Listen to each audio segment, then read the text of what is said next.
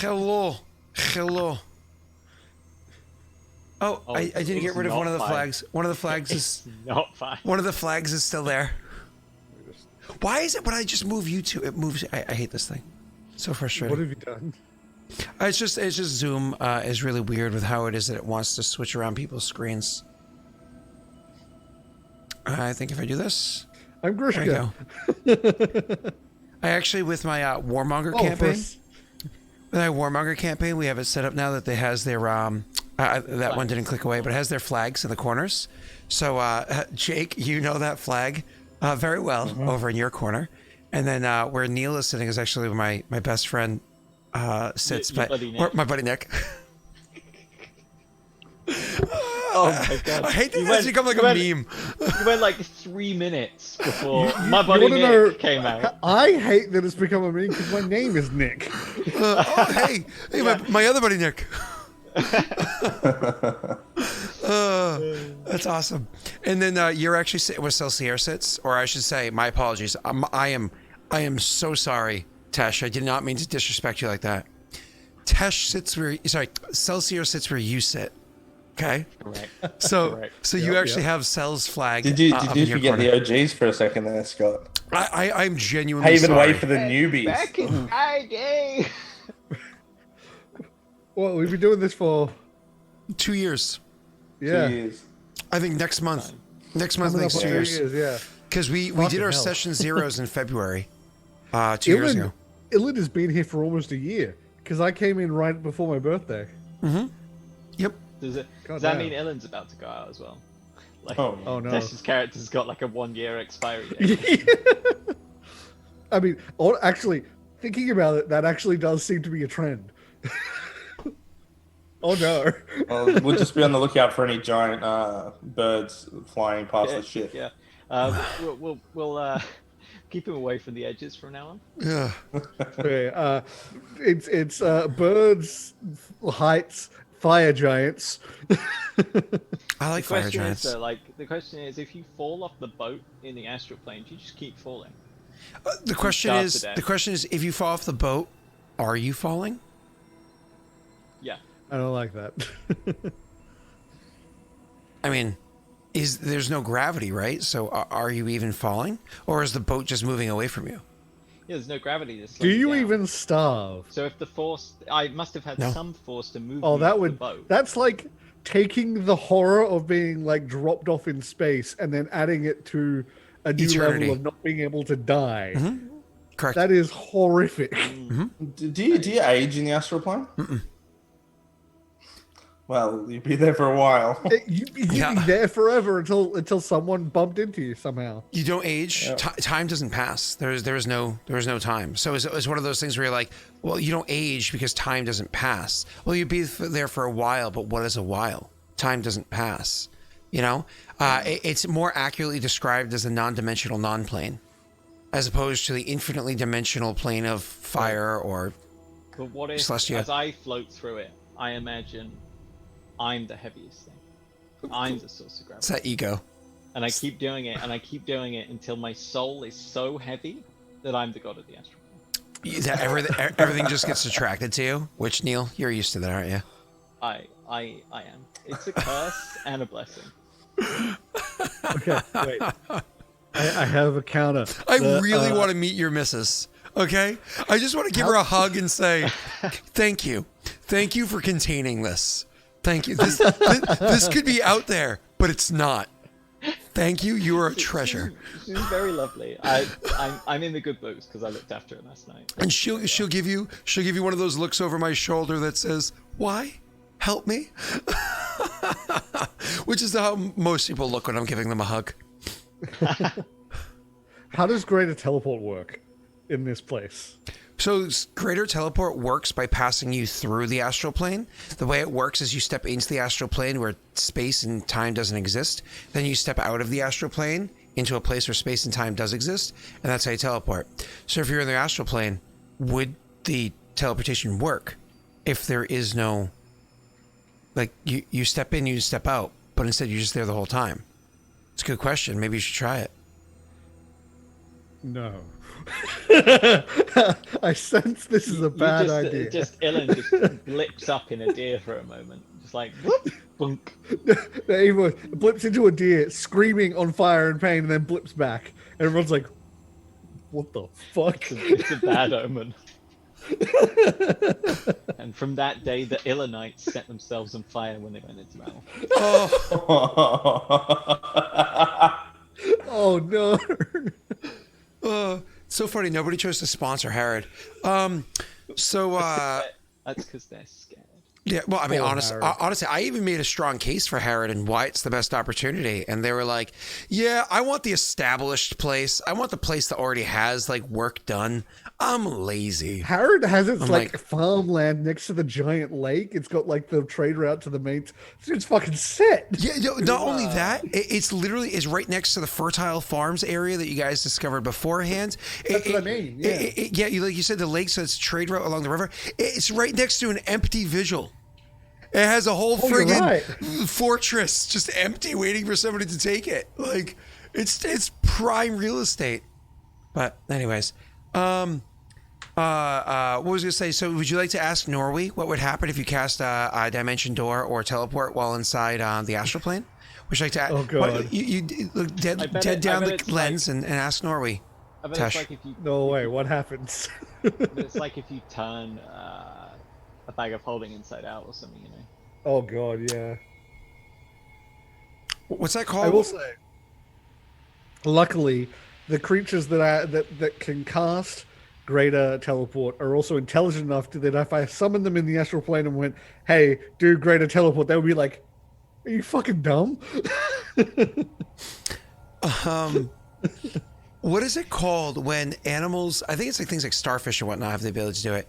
When animals have the ability to literally just empty out the contents of their stomachs, even to the point of having their stomachs temporarily leave their orifice and then go back in. I don't know what they mean. I don't know what it's called, but I know what you mean. But like corals and starfish, they don't like. They like we call it like vomiting up the stomach, but they literally just they're like. Oh, hey, my digestive capabilities that are usually on the inside, they're on the outside now. Yeah, exactly. Yeah. And I can't remember what it's called. Expulsion. Okay, expulsion might be the name for it. Either way, so expulsion.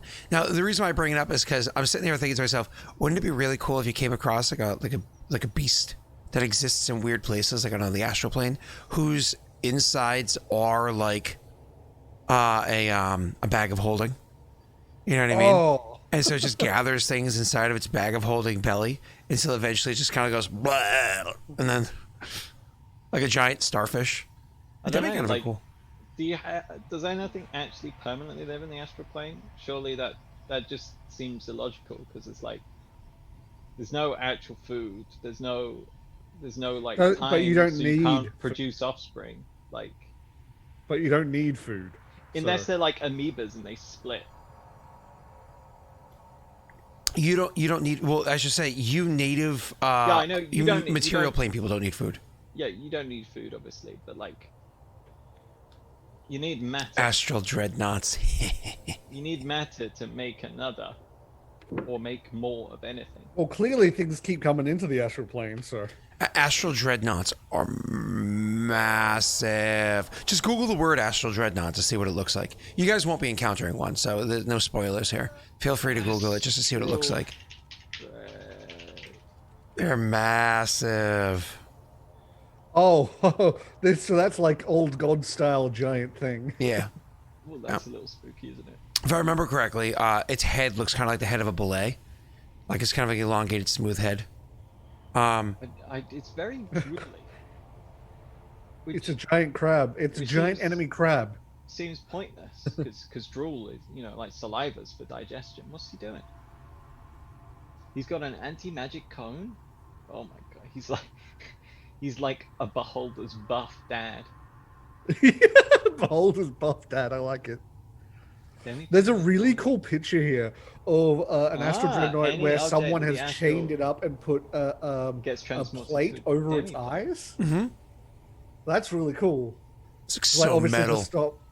It's to stop like the anti-magic cone or something, I imagine. Yeah, no astral dreadnoughts. It would TPK. That's not. No. All right. So, anyways, back to the game. Does that thing just live in the astral plane? Oh my god. If an astral dreadnought scores a critical hit, it can just cut the silver cord. Well, I mean, honestly, Githyanki could just cut the silver cord. So, gentlemen, last session was fun. Neil was the least part of last session, so I'll allow Neil to recap it. I was the least part. Wow. Yeah, the other two actually did a lot more than you did. Let's see. Just like Jake in most sessions and most campaigns.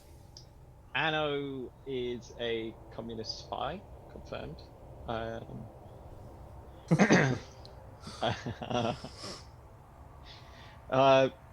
Basically, what happened is these two spent a long time failing to learn how to navigate the astral plane in a manner more appropriate for the astral plane, and are still bound by the laws of the material world. Then we spent about, I think it was an hour with some guy talking to Juan about how to use a spyglass, and then I think we spent 2 more hours looking through a spyglass in various forms. We saw a place, and then we saw a ship approaching us from a long way away, and then the ship got closer and closer, and we saw it was a sort of squid-ish shape, like an arrowhead, like a Greek trireme designed for ramming. And the captain told Alarell to go and take Grishka and Ilen and hide inside their quarters, which we did. And then there was a loud bang, and that was it. Scott was done. That's pretty much it. You also got to get your cool transformation. Do you remember how many of the creatures you saw on that little spearheaded ship? Nope. Ooh. That was all spyglass bit. I kind of glazed over. Wow.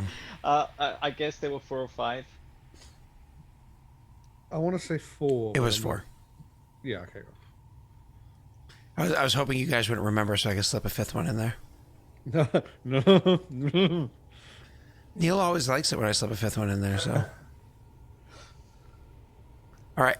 So, we obviously heard the loud shebang that happened last session, right? So, it was disappointing. It was not a mind flare, not a Lloyd.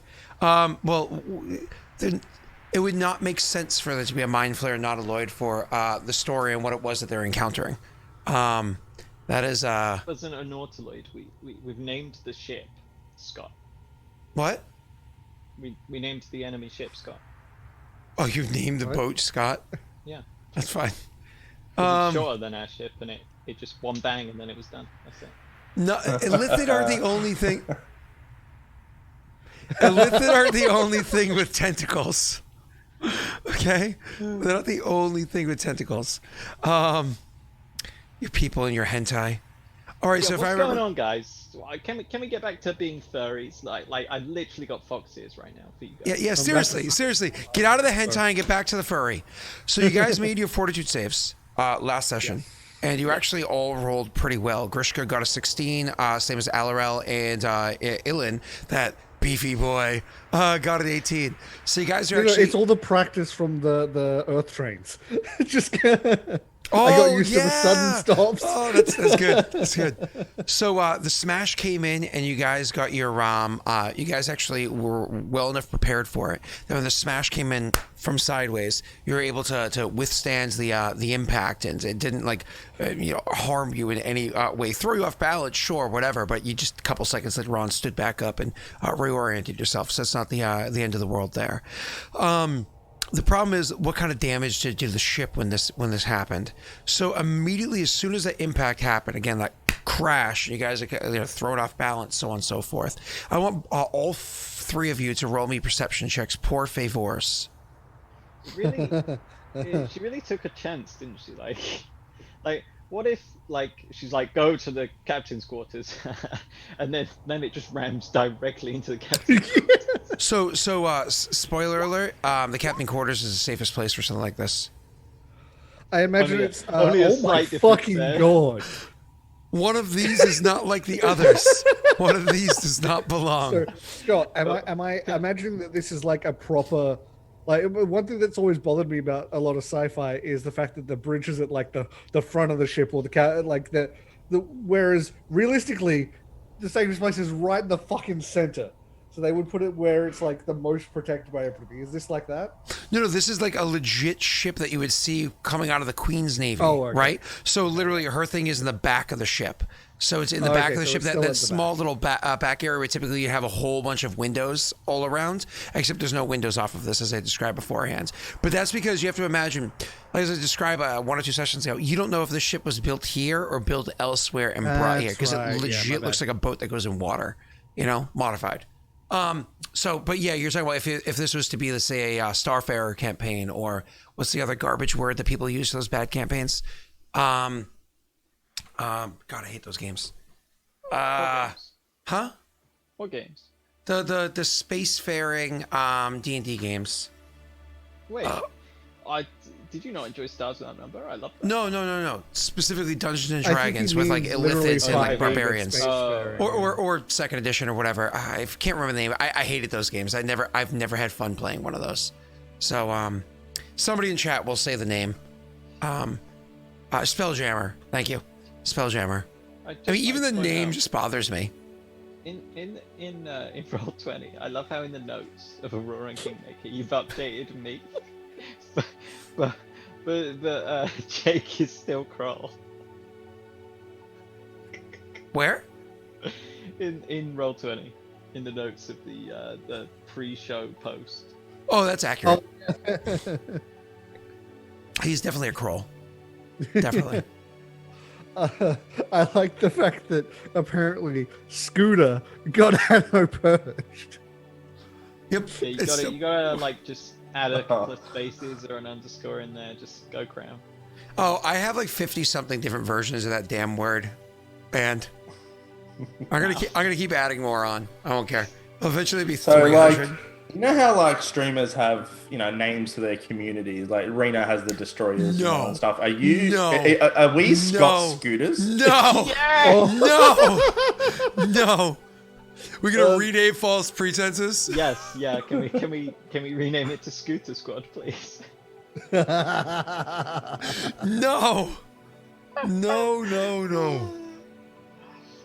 No. I approve.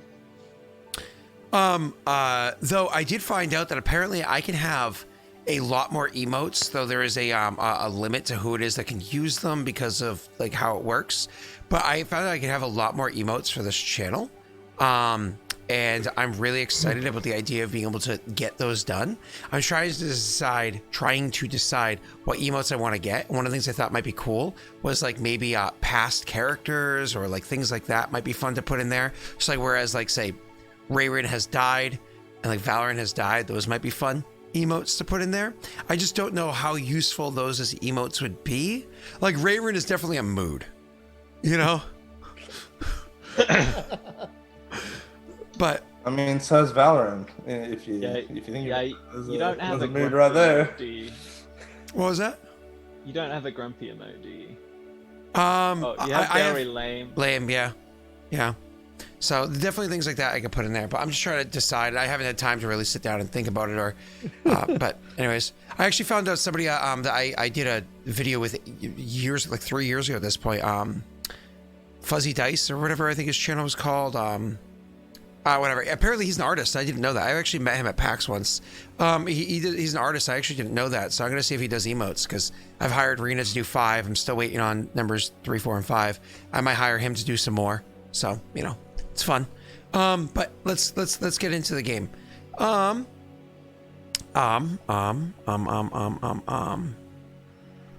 Brit Ugg needs to move out of that like tier where I think you have to have, because the way it works is like, sorry to sit on this for a second. Brit Ugg, the way it works is you have to have used 1,000 bits to be able to get access to Brit Ugg with the new format. I want to move Brit Ugg onto the general subscriber one, and then move other things over to there. The ice cream, I was like, that was an emote that I paid somebody for, and I'm not happy with how it turned out, which is why you guys haven't really seen it until now. So I threw it on there because I'm like, it's kind of lame. But either way. So what does Jake with his half orc eye see? 54. What's that character from Thor? Right? I see Oh, all. Heimdall, right? Heimdall. Yeah. Yeah. I see all. His eyes. You know what happened is like he had the scope thing up near his face when it hit, and just crunch, and now all he can see everything. Oh god. It's just in his skull. Jake, can you give us your best Heimdall impersonation? You have to bring it down a few octaves. We right now we have you at bitchy. We need to bring it down to. I have not seen what you're referring to. Oh, great. Okay. For shame. Oh, I fucking. I'd like to point out before this, I said to Scott, we've got like an hour and a half because Scott can't plan his work, and how like we need to like. I was like, it's not going to be useful time, and he was like, no, we could do the combat in that time. So well, you have to have chatter. You have to have chatter 22 time. minets in. You have to have chatter Haven't time. even rolled initiative. We actually started on time and not 15 minutes late, so it's okay. All right. So, Heimdall over here, what he notices immediately as soon as the thing crashed inside, a good and bad thing happened. Jake, you're able to tell just by like the way that it sounds, the amount of crunching, cutting, and everything that happens. They actually planned because they saw it coming. You saw it coming. They planned accordingly. It had a bit of a heads up. They weren't able to avoid the whole attack because you had to stop watching and giving the heads up that you could give. They put a dummy up inside the tower instead of a proper lookout and so on and so forth. So I mean, they were able to evade the attack entirely. I should say the drive-by entirely, right? But they were able to plan it accordingly to the point where it did smash into the building. As you will see when you get outside, exactly where it smashed. You on the inside were able to tell whatever is inside this room that you're in is made out of. Whatever it is, and you have no idea. You were told on your way down, it's the most secure location. The ringing that you guys heard as this thing was smashed into, the sound of that really loud just clang and clatter and just ringing noise inside of this room was actually the main reason why you were making that fortitude save, because it was explosively painful inside of your ears. Your characters, yes, they were thrown to the ground. Yes, it's going to take them a few moments to kind of get themselves back to their feet, so on and so forth, not injured by it. But most importantly, they're not deafened by the sheer sound of the two things colliding as hard as they did. There's a ringing in your ears, but you're not deafened by it, right? So you guys are thrown to the ground or the wall or whatever it is from your perspective right now. Things inside this room are just going to clamber all about, which is really friggin' weird to see. Because as things are thrown off of where they're secured to, let's say there's like a bookcase on the wall over here and one on the ground over here and one on the wall over there. As those books kind of clamber about and like fly about for a moment, they then clatter down to the nearest floor to where they are, with only a few of them continuing to float about like it was actually something inside of the ISF, right? Or is that Astro Space Station? ISS. I said ISF. ISS, kind of like floating around, not entirely sure where the objects are meant to land, right? And your characters are getting thrown to the ground, taking a couple of moments to steady yourselves and picking yourselves up with the ringing of your ears. Jake, you're able to tell that that's because this thing, wherever it hit, it also landed into this structure that you're in here, which means that those creatures are probably near to, if not immediately outside the door to the way into this facility. All of your characters spend that like 10-12 seconds, get yourselves up, dust yourselves off, cough as like a bit of dust and whatnot's kicked up from where you are. Okay, listen, she has a well-maintained room, but she doesn't dust all the time. And dust does exist in the astral plane, because people exist here, okay? So anyways, But you don't age. Yeah? So why are you shedding lots of skin cells? Injuries. That's right. They don't heal back. Injuries. So like if you stay here for like 10 years, you're just like paper thin. You're like, and push this button. Oh no, my skin layer. And then, so anyways, as you guys are like coughing to the dust and everything that happens to be inside the chamber, you guys are able to bring yourselves to your feet. This is kind of at this point in time. I'm having you roll for initiative just to get it out of the way, so whoever it is can stop whining. But why don't you go ahead and we're not actually in initiative yet. Just click your token, roll for initiative, and then tell me what your characters do. Okay. And by the way, to answer the question, like I said, she doesn't dust, but these objects don't come from the astral plane, right? These objects come from elsewhere. It's just a collection of many things. You guys rolled very well. Like, I'm not happy with how well you rolled. Just to be clear. Why don't you guys go ahead and tell me what your characters do? Who is first? I don't see names. Well, it doesn't matter the order that you guys act in, right? Okay. Because you're not actually in initiative yet. Let's just get out of the way. If you guys can just go ahead starting a full round action to cast Summon Monster level 5. Bruce is just going to say it's embedded itself in the ship. I think some of them might be outside the door. I'm definitely casting Summon Monster level 5. Be getting ready. You got my action in hand. Let me ping that just so it's in chat for people. Alarell would draw his short curved swords, and then pop and disappear. Okay.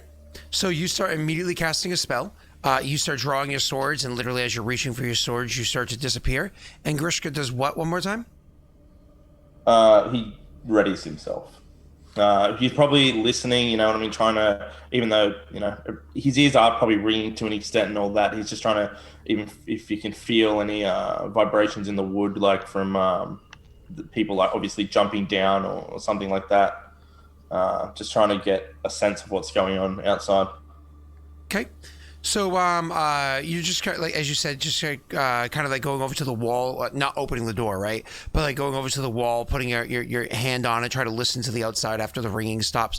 It's hard to hear because of the ringing noise, but you do hear that there is a bit of combat, and they wouldn't be able to hear this, right? This is you. You are able to hear that there is a, what's the word I'm looking for here? Sorry. There's combat happening outside. You can immediately hear that there is, like, you know, them like screams of combat and whatnot happening. Though all the voices that you hear are voices that sound familiar to you, ones that you would have heard on the ship prior, so on and so forth. Certainly nobody that's, whatever these creatures are, they're not, you don't hear them speaking or making noises or anything like that happening, right? Sorry, go ahead, back to you, you guys. So describe this spell to me, Tesh. You immediately start casting the spell. It takes a full 6 seconds from the beginning of your turn to the beginning of your turn to complete casting the spell. And it's going to last for about a minute after it's done being cast. So go ahead and describe to me what the casting looks like, what appears, and what they look like. So his eyes do the full igniting in the white flame, and he's doing the incantations, but almost into a flame in his hand that it's like, if you know the idea where you can see the light coming off a flame, but not the flame itself. So he's sort of incanting into his hands into that. And then he lets go and the flames go. And depending on how many things I summon, breaks off into however many, and then summon the creatures. Okay. So, and then when they appear, just for those that have never seen or heard of these things beforehand, if you can go ahead and do that one for us. Yeah, so Hound Archons are a canine-headed humanoid, well-groomed in appearance with a polished masterwork greatsword. And they are going to be very much celestial, sort of glowing in that white light that all of my summons have. Basically Anubis, yeah. That's a good description. And I believe, because it's Summon Monster, it's 1d3 if you go one level above, right? Summon Monster, it's 1d3, not one. Yeah, no modifiers. And do you have any feats that actually modify that to make that even bigger, or no? I can't remember off the top of my head. Sorry. That doesn't change. I don't have anything that changes that. They will all have +4 con and +4 strength. Okay. And the first one I summon will have bleed as well. Okay. 1d6 bleed.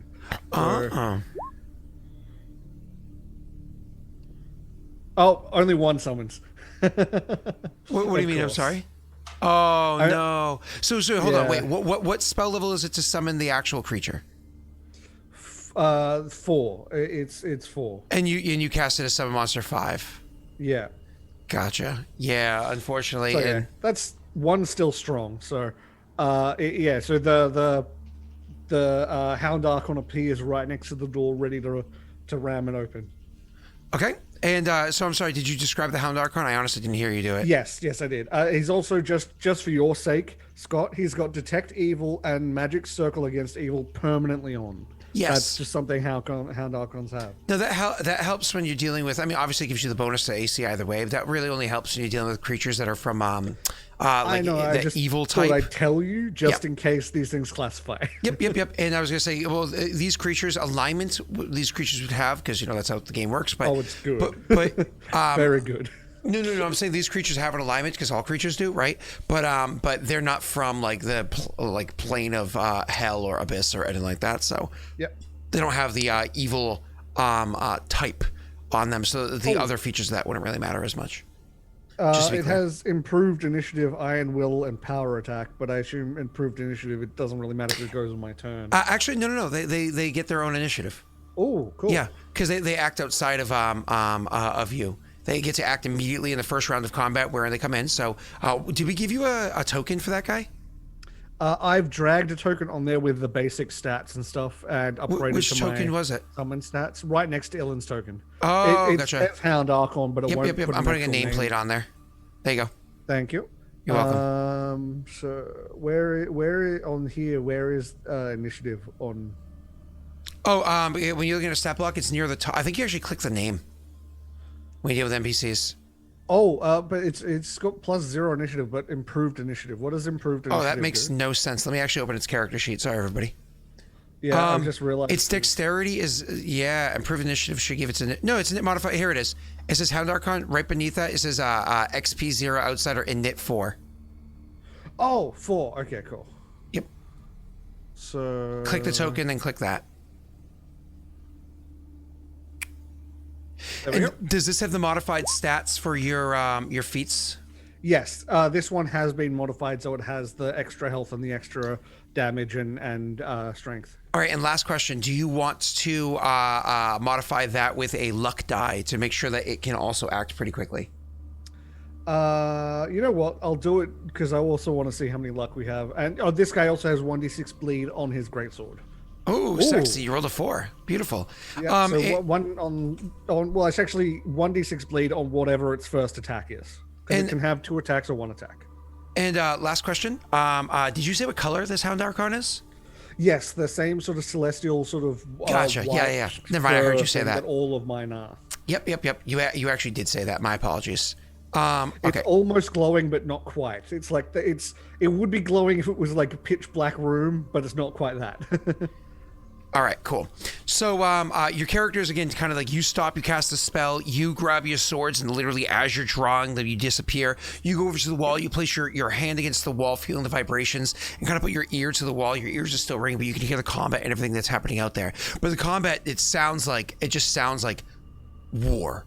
Like it sounds like carnage is happening out there. It is genuinely intimidating what it is that you're hearing transpire out there, sir. So... what is it that your characters do? As soon as you finish doing that, this Archon appears and runs over to the door. You're saying it goes over to like burst the door open? It basically, as soon as anyone gives a signal to open the door, it's going straight through. You can imagine as Grishka's kind of like listening and you're doing the summoning, kind of like you start doing that summoning, it kind of goes back to the top of initiative. Grishka continues listening and probably also heads over towards the door himself. Alarell is now invisible and waiting for somebody else to kind of open the door or act. Maybe he speaks aloud, whatever. And then your spell is done casting, and so you kind of you actually have a moment to cast another spell if you wanted to, as your Hound Archon appears and is able to go over and open the door. In that case, I'm actually gonna I'll. Oh, do I want to tag it with a life link as well? It's up to this you, place sir. is. I think this place is a little too dangerous. So I won't tag it with a life link. I think, unfortunately, if it is the meat sponge for us. hopefully. I'm going to turn invisible as well, by the way. Okay. I've already got Shield of Faith and Magic Vestment. How are you turning invisible? Casting invisibility. Okay. That answers that question. I'll do it. I'm sorry, you were saying something, sir? In that case, I'm just going to cast Sanctuary on myself, so I can follow them out and not get backstabbed. Okay. All right. So thank you so much for the Sanctuary. Thank you for casting the invisibility, which is what Jake did on that secondary round there. So it's important to note that your Hound Archon has already, this is the first round that it's existed. So we're going to put this little timer on it. Where's the actual little clock? And you say, what, 10? Nope. 10, yep. Well, I don't know if you can actually put 1 0. Work. Yeah, you just put 0. We'll put 9 now. Yeah, well, yeah, because it's going to be, yeah, cool. 9 left. All right, awesome. So now your characters, you summon, you do all the stuff as you guys describe, and you literally, like, as the thing appears, it goes over, because this thing's not afraid of combat. It doesn't need command or anything like that. Literally, as it appears, it understands the immediate thing it needs to do, and it goes over to the door carrying the great sword that it has in hands, like the thing that, it's kind of renowned for holding with it. You do see, you guys don't see because he's invisible. Maybe Jake does with his plus 54 perception, because you can actually see invisible things with that super high perception. But Alarell seeing this celestial hound appear, gets a little, the tail spikes up a little bit, like rough. Ears perk. So listen, you guys asked for more furry. So goes over to the door and opens it up. As soon as you see the door open up, one of the first things you guys notice as soon as that door opens up is on the other side of the wall. So the door opens up, the wall opposite of where the door is, and like the hallway that you are into, has right there, pinned to the wall, a dead person. Pins to the wall, mind you, by several objects. It seems as though either somebody like lifted them up and stabbed them with like 8 different things to pin him to the wall, or they threw 8 different things or something like that to pin him to the wall, but they have several objects pinning them there. And you can just see that the look in their eye shows that they're on the verge, like is like that pleading, I know I'm dying. I can feel my life leaving me right now. They probably would have already died if they were on the material plane where, like, gravity would have helped to like pull more blood out of them a bit quicker. But instead here, that kind of succumbing to death from this kind of thing happens a little bit more slowly. Gives you a little bit more time to suffer horribly before eventually you fade into nothingness. Well, no, sorry. They don't go out quite the way Raerin did. Can I run over and get a heal off on him? Well, as the door opens up, it brings us to the top of initiative as it currently stands. Okay, yep. This is going to be Grishka. All right, sweet. Are there any enemies in sight? You do not see anything immediately as the door is open. That's the sight that catches your eye, and you know that just beyond that is where like the hole is that you can jump up to get up above. Of course, you have your ball and chain over your shoulder, making it difficult for you to hold a two-handed thing. Like literally, you have to hold your ball under one hand and an axe in the other, or you have to like drag it behind you on the ground, or like throw it over a shoulder and try to with it. Yeah, great. Mm-hmm. Just handicapping us. Grisha would just say, Alarell, this is your area of expertise. Do we stay or do we go?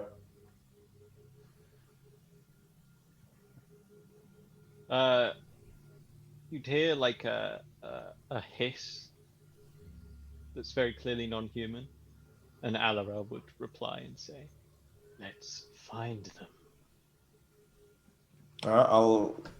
I'll head out, I guess. So moving past the body, obviously, you're going to go over to where the hole is that you can get up and onto the deck and see what the hell is going on. So to describe the scene as you get out there, as soon as you actually step outside the door and can see to like the side that's over there, it looks as though where it was at the spearhead of this elongated, I showed you the image last week, elongated squid-like structure, right, with the arrow of the squid head kind of stabbing in.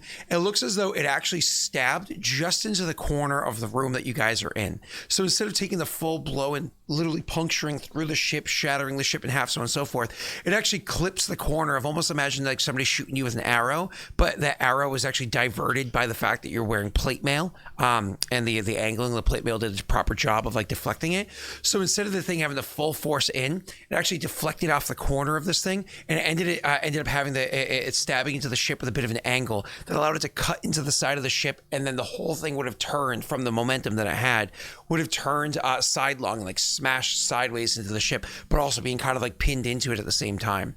So you have like literally, as soon as you step out and look outwards, you can see that the side of the ship that was over here, that was the wood, was ripped open all along that side, was completely torn asunder, allowing you to see the outside, and tons of like wood and everything sprayed out all about just beyond, and actually even partially able to see the ship of whatever this thing is. And just looking at it, you have no idea. It looks like it maybe is made out of metal, but you're not entirely sure, because even though it looks like it's made out of a metal, almost looks like it's moving slightly. You're looking too quickly to really get too much detail beyond that. You're just very perceptive. You step out, look over, and you see that you're like, as you're having this conversation. Then you immediately rush forward to the hole to jump up and get out there onto the battlefield, right? So as you go over and you need to make that jump, Jake, I need you to make me a will save to do the appropriate hop. Okay. Don't worry, if you fail, it's not the end of the world.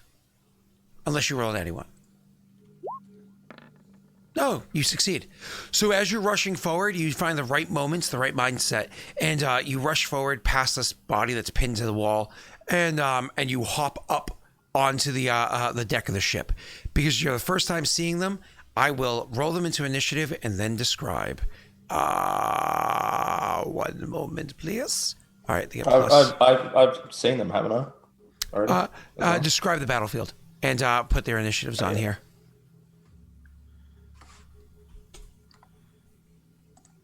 Wow, I'm rolling very well. This is not good. I rolled a 15, a 17. Oh, that one's only a 10. And let's see if I want to modify any of these. Give me 1 second. I'm going to modify my 16 with the Daddy's dice. Bringing it to a 20. God fucking dang. That doesn't help me.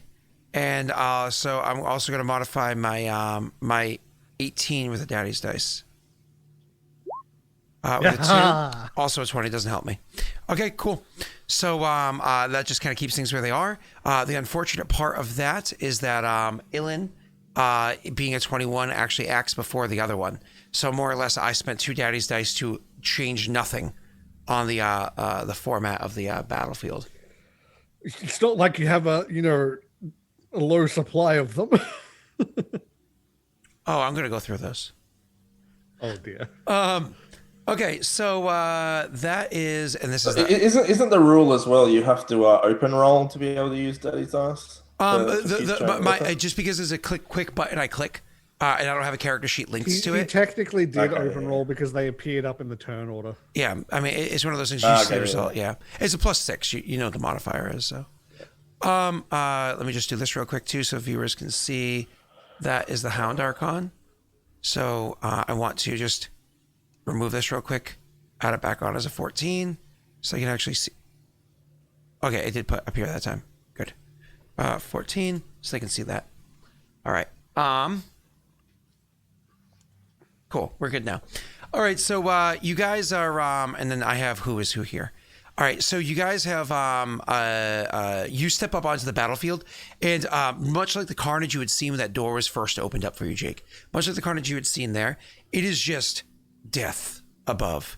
These people are cutting through the swaths of those on the ship as though it hasn't affected them. Clearly, I mean, you came up here, 15, 20, let's call it 20 seconds after the impact happens. You guys came up here. They apparently were not affected by the impact at all. And maybe everybody else on the ship was affected by the impact because right around, you just see bodies strewn. Are they completely dead? No, but they're pretty damn close to it because they don't need to stop and slaughter every individual person. They just need to remove them from the combat, and then they can go around and do cleanup later on, right? So they're going around, and you just see carnage all about you. You see missing limbs about you. More importantly, you actually see two of these bastards. One of them is literally, you've seen this kind of scene before. One of them is standing sideways with his feet planted onto the main mast with three people about them. Two on the actual deck fighting upwards against them, and one above them fighting downwards against them. Now, the two that they're fighting down below is where their focus is, with their great sword, their big weaving weapon in hands, parrying the attacks that are coming in, moving ridiculously fast considering the size of the weapon that it is that they're wielding. While the person behind them, they are not moving and avoiding at all. Instead, they're just choosing to ignore their attacks and sidestep them, almost like they can see the attacks coming before they do. They just choose to ignore the, not even bringing their attention to them, and just kind of perfectly moving in such a way that the attack misses them from behind as they're bringing their focus to those in front of them. That's what you see immediately before you as you're kind of like running and jumping up there. The other one that you're able to see is actually all the way at the bow of the ship, like a good 60 some odd feet away from where you are, 80 feet, sorry, from where you are, up on some stairs as well. You can see that person's actually surrounded by four people, including the captain of the ship, who has her weapon to bear and is also fighting against them. And they are, once again, seemingly having no problem fighting against them. The captain has these deft attacks happening, but they're just bringing their full attention to the captain. One of the things, again, that you see with your 54 perception, one of the things that you see that's just mind-blowing is not only are they kind of like bringing their great sword to bear to attack against, to acting like a giant shield at the end of a hilt. The sword itself is just so strange that literally as her attack comes in, it doesn't matter if they deftly get their hand in the way of the attack to block it. The sword almost does the work for them.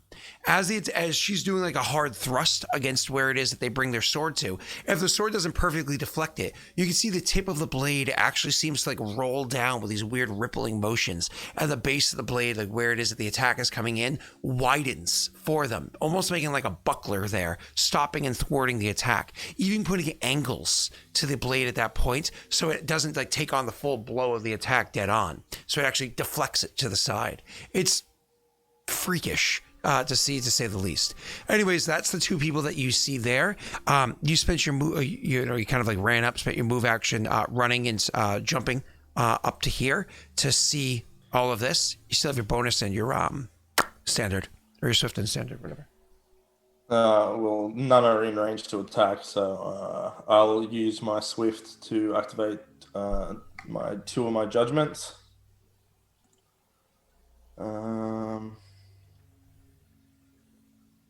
Give me a second. Oh, I gotta see what my modifiers are. All right, cool. And just going to be justice and protection judgments. I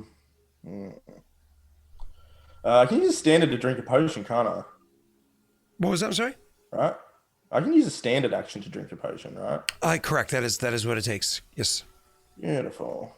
I do have the... I am beautiful. Thank you. Thank you for recognizing that I'm beautiful, sir. Thank you. No worries. Thank you. I'm going to drink an hour's wisdom. Okay. And that's my turn. Not a bad idea, actually, yeah, given the constant wisdom requirements in this place. So that's your turn. So now let's actually go to the scene that we just described for you a moment beforehand, right?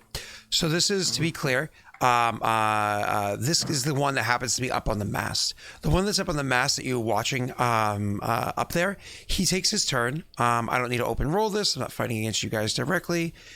He takes his turn there, and with the great sword that he has in hand, with the deftness to their ability to wield this thing, you can actually see that they make their first attack against their opponent before them. Let's see there. I'm actually just going to roll all at once. Give me 2 seconds, and then I know that's plus and plus. Okay.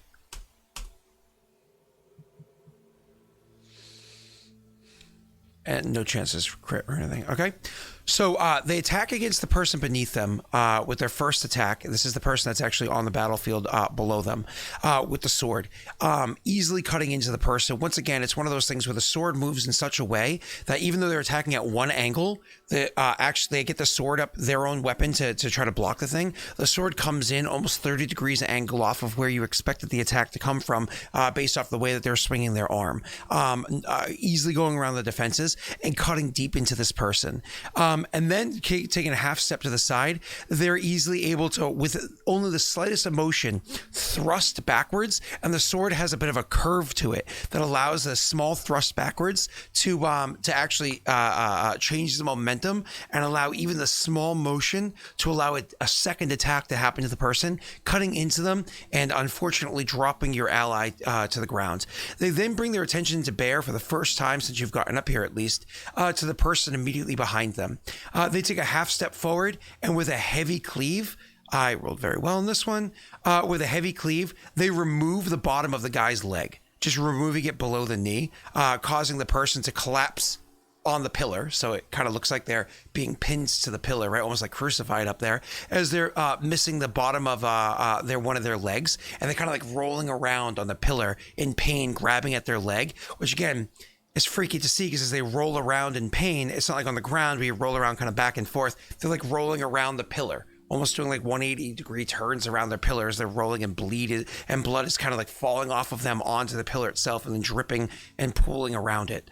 That is their turn as they do those 3 attacks against the people around them, bringing even fewer allies to bear in the battlefield. After that's going to be Alarell's turn. Alarell, you're still down below. Again, a good from where you currently are. We have to move up to 25 feet to get into the battlefield. You don't need to make any checks to get up there. Actually, I say 25 feet. If you choose to change your perspective, you can move at double speed because when you fall, you move at double speed. Well, Alarell wants to get up there as fast as possible. Mm-hmm. So, what's your normal speed? Sorry, in this form and so on and so forth. I don't think this form affects speed. Let me just. I think you have the ability to affect your speed though, with one of your abilities. I probably do. For a key point, I can probably double my speed. It's called like alacrity or something like that. I'm not sure I want to. Quad Key speed. Key is expensive. Where is my standard speed? I'm not seeing it. I'm sure I put it in somewhere, but That was my favorite thing about playing Shadow Monk, was monks move fast already, and then you can just yeah. double Speed's that speed. Just 30. 30 is your Okay. speed. Okay. So if you choose to change your perspective, you'll be falling. So things are going like flying past you as you're falling downwards, but you can move at double speed. I just need a simple acrobatics check to properly fall through the hole in the ceiling. Oh my fucking okay. Okay. So you easily, deftly fall down and around the walls and through that hole. This actually, if you wanted to, would allow you to fall the full distance to get you over to where that mast is. If you wanted to land onto the mast where that one creature was fighting. Yeah. Okay. So with your move speed, you're actually able to drop down with the acrobatics that high. You can easily and deftly just kind of like you're standing next to Grishka and Ilen. You see Grishka, there's a couple of words happen. Let's get out there, whatever it is that you said. And you see Grishka run and kind of do his jump up and land on the ground, look about, pop a potion and drink it as he kind of takes a few more steps forward, right? Can he see me? Who?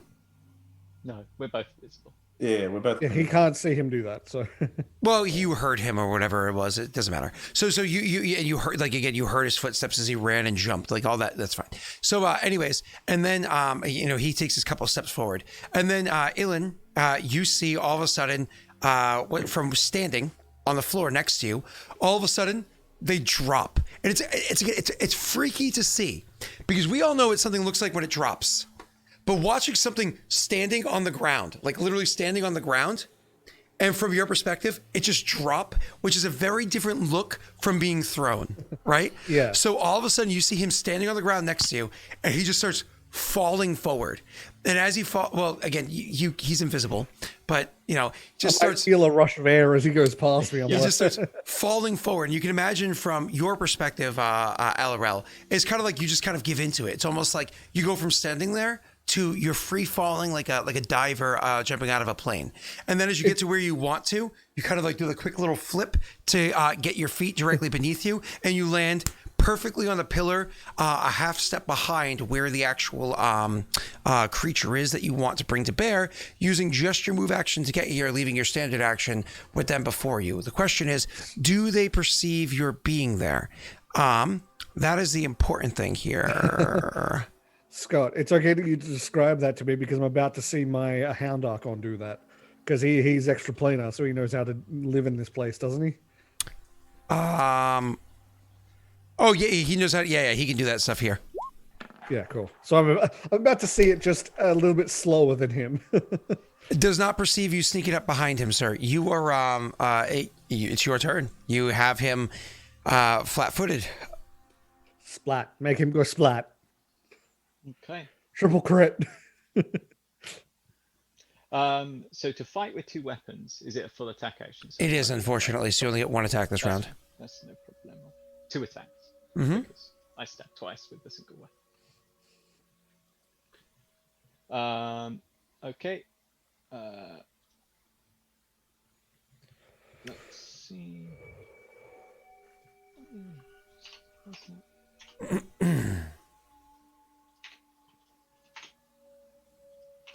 Okay, cool. All right. Alarell will attempt to stab this creature in the collarbone neck area. We are waiting for you, my dear friend. I will miss. That will miss horribly, I will unfortunately. make the second attack. Let's see whether this did it right. No, it didn't do it right, did it? Oof. Because it's plus. Oh no. +8 -2. Okay, that's alright.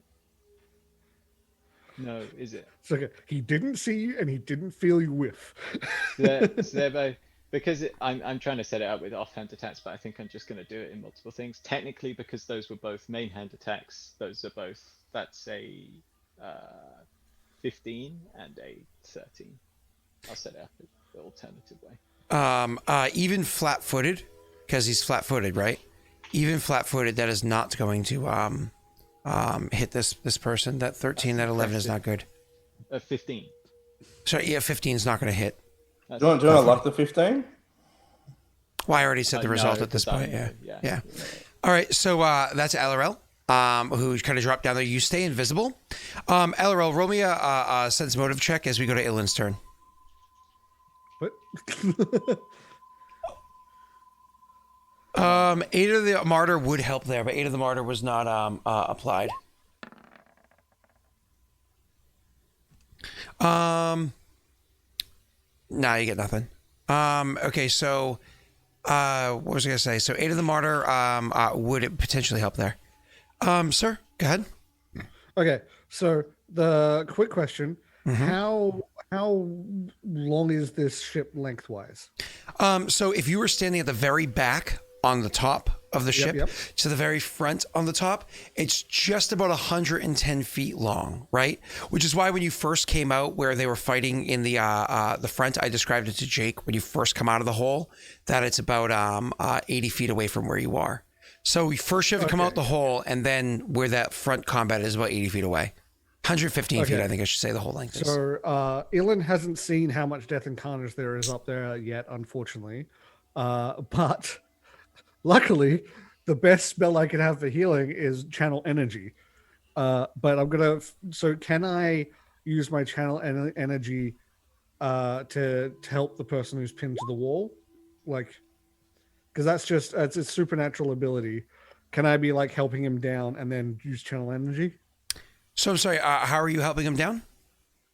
I'm going to go over to him and try and help him down and use channel energy. Sure, so you're going to channel energy to try to heal him, right? But first you see these pinned to the wall by 8 objects. That's what I mean. So if you want to try to pull those 8 objects out, that's unfortunately, if you have no magic or something like that's going to be able to do it, it's a strength check. Oh, okay. In that case, let me look at my magics and see if there's. He's like, wait a second, what check? Yeah. Strength is a.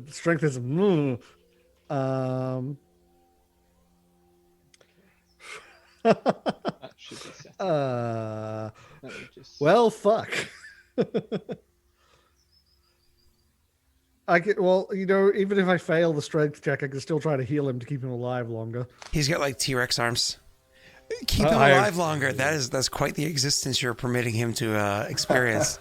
Except, I can heal him more later. But if he's alive, I can heal him. Okay. Strength check, you say? Yes, sir.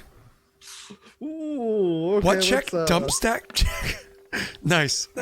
Oh! Destiny. Would you like to luck that? You know what? Yes, because I want to get this guy down. Actually, how many luck dice do we have? A bunch.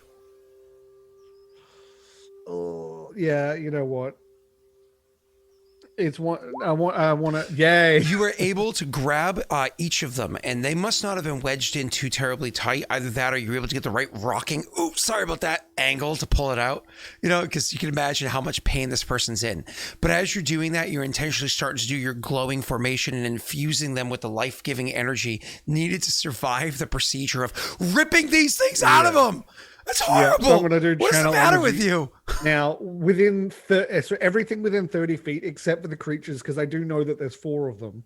So I'm going to block out 4 of them. Mm-hmm. So everything within 30 feet, if there's anyone else up on deck that's also within 30 feet, gets the 16 heal. Go ahead and roll me a spellcraft check while you're doing that real quick. Ooh, okay. And the amount of pain it takes to rip these 8 objects out, why don't you go ahead and, I'll let Jake roll me. Jake, could you go ahead and roll me, we'll say every 2. So why don't you go ahead and roll me, 4d6, please.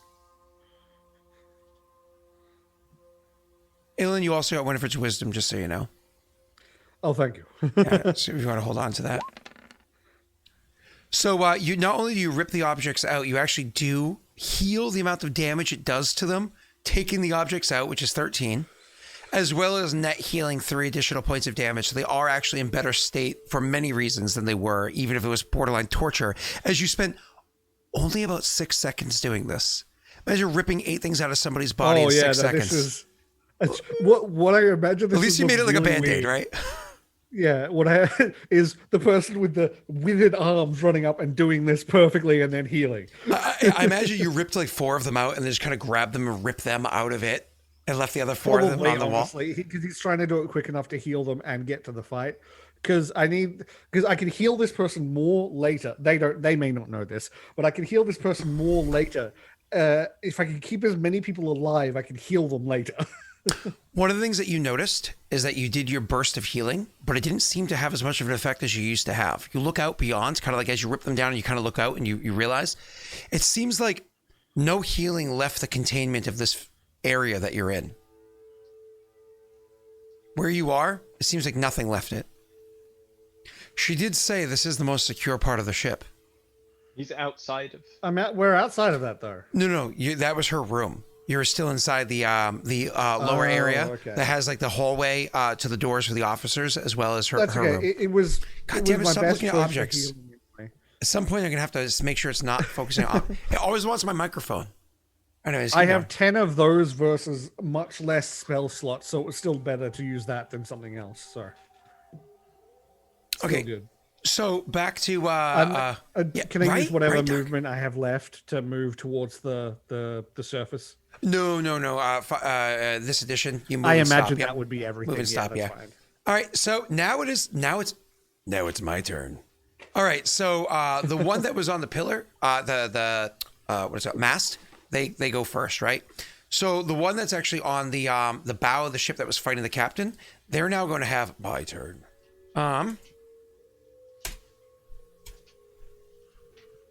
Just making my rolls here. Oh, that's beautiful. And that's going to be a confirm for that one too. Okay. So the person that's at the front of the ship that was fighting 4 people, including the captain, right?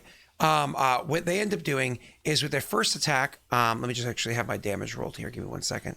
I'm blind rolling because this doesn't affect you guys. Let me just make sure I have my damage correct. Sorry, 1 second.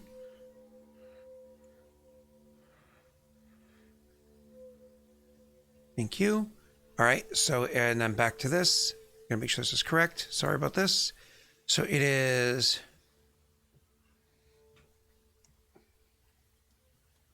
Cool. So, GM roll. That's, I'm gonna do this 3 times. Okay. And that third, oh my God, that third one gets, woo! So the first roll against the 4 people that are against them, once again, they use the sword to moving in such ways that the person is able to really see where the attacks are coming from. They cleave hard into the first person, not actually finishing them. But the second attack, they're actually able to cleave into them as well, finishing one of those 2 people. One of those 4 people, bring them down to just 3 that are there.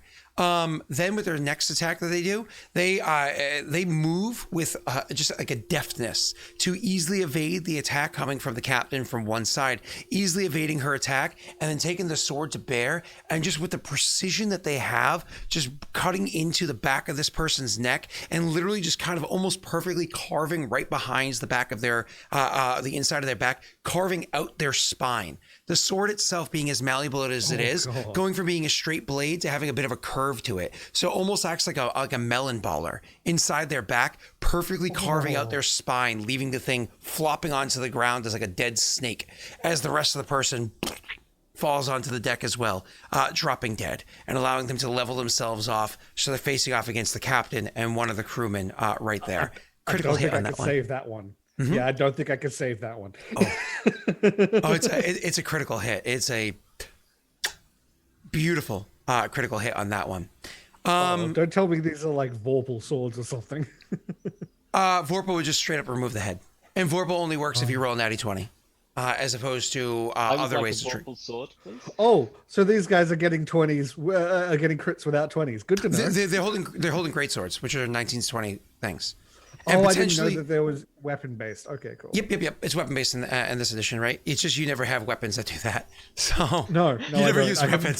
I literally have not played anyone who's used a weapon. Neil's a 15 to 20 person himself. So, anyways, back to the so then you hear more combat happening below deck from elsewhere, and then you see so you hear combat happening from below deck, and then from outside the hull of the ship, you see another person fighting along the outside front of the hull of the ship, but kind of like battling their way as they're walking along the actual hull on the outside of the ship, walking up and defending themselves. Actually, that last one, that 4th one that I described, seems to be having the hardest time.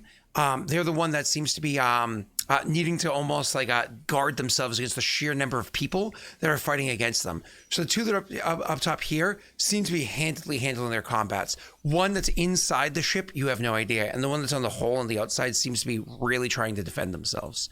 That brings us to the Hound Archon. And so we're going to have this person described by you, sir, what it is that they're doing. So the Hound Archon is going to follow suit with the others with the falling out of the hole up towards the deck to go help fight.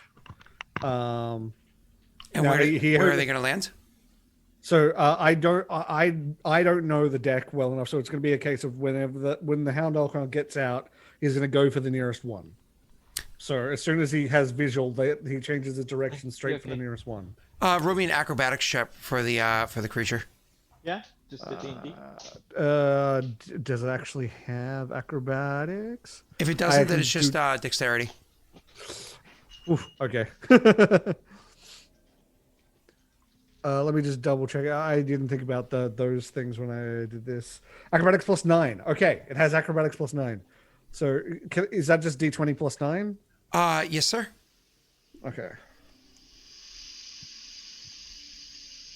Oh, you probably just click it on the character sheet if it actually has it there, though. I didn't put it on the... Don't worry about it then. Don't worry about it then. Didn't think it was going to be a factor. No problem.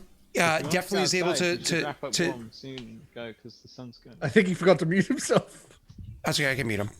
So anyways, you that definitely goes, and I really wish at work that the people that are in charge of all the Zoom calls realized how easy it is to just mute people that are just obnoxiously loud.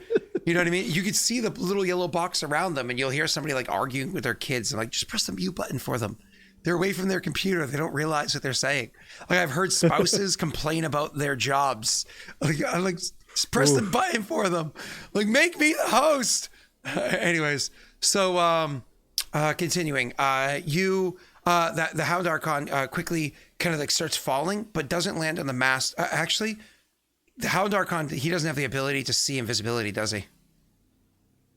Let me have a quick look. I don't. You can believe unmute yourself. There. I mean, no. I was talking through this mic the entire time. Can you hear the quality difference? Is a perception plus 10? I didn't realize it was on this mic. You can roll a perception check to see if it notices Alarell, but there's a chance that it has no idea that Alarell's there. Okay. You got a new phone, Scott, or just a new case? I've had this one for a while now. I remember it being red. Oof. It got a 14. I need to put those skills in later now that I know that those are there. It has no idea that Alarell just dropped to that location. It doesn't perceive the attacks. It didn't perceive that he landed there. He has no idea that Alarell is on the mast in that spot. So it sees a location as to where it is. Pick somebody in chat to roll a D100 to see 51 or higher. If it lands where Alarell is, because it's a good fighting spot, or if it tries to land at the base of the mast fighting upwards. The thing is, I'm saying 50-50 because the better spot is on the mast. So I'm being fair and saying 50-50. Choose somebody in chat. You know what? Let's go Viking. Oh. It's 10. Is that like that's I said 51 or higher, they land on the mast. That's actually good. Viking took care of you. Yeah, thank you. Yeah. So Viking, you did good.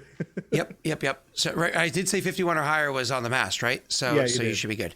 So anyway, it's falling down. It chooses to it's looking and it sees like the mast happening there, and it just gets the impression that's probably not a good spot considering that other guy is like dying on the ground there and blood is all over the place. So it chooses to land, even though it could defend against that person. It chooses to land, change its direction 90 degrees. So as it's like where it's there, you can actually see it doing the thing that the other one you didn't see do, where it's like free falling. And then instead of doing like what Alarell did, which is kind of like flipped and landed, instead of doing that, it's free falling. And then all of a sudden it changes perspective to down, where it kind of like brings itself. So it's like running to slow itself down as it's now fighting against the gravity it chose to have. So it kind of like hits the ground running, slows itself down with a big, technically, with your acrobatics check you did there, this can be a charge attack if you want. Plus a chance to hit -2 AC. Plus what to hit, sorry? 2, -2 AC. Oh, damn, I should have done a charge. You couldn't have with the way that you chose to do, because it wasn't a straight line. You land it and then attack next to. Let's do it. So +2 to hit, you say? Yep, -2 to AC, sir. Okay, so with this, just add +2 because I'm also doing a power. You're good. Great sword attack. Oh, wow. Power attack. So you're countering the power attack. Nice.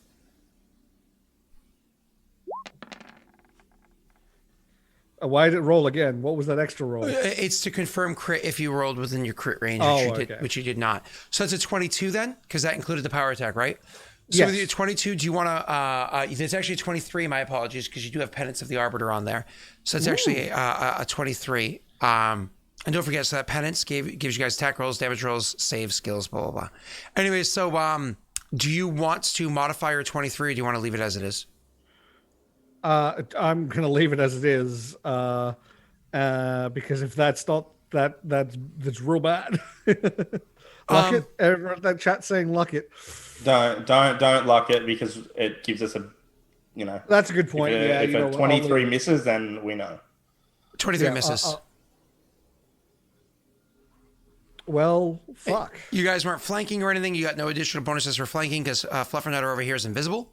So, unfortunately, he's not even known to be there at the moment. So he doesn't give you that additional +2. So, 23 misses. It's as bad as it is, Tesh, it's actually better for us now. Yeah, at least now we know. Yeah. And that is a lower damage roll, so And that's fine. That's his turn. Mm-hmm. Krishka, your turn, sir. That creature is also within range for you to move up to as well. Is that? Mm-hmm.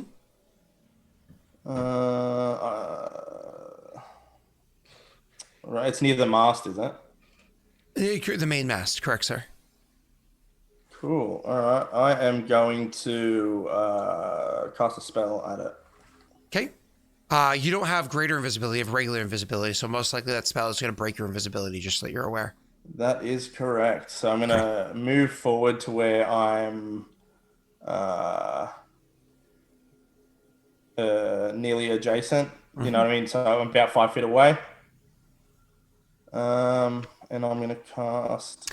just before I do, they don't get an attack of opportunity if they don't see me, right? Correct, yeah. Unless they're aware, if they're within range and they're aware that you're there, that's one thing. They can get attack of opportunity, but have a 50% mischance. But But if they're not... If they're not aware that you're there, they don't even get the chance.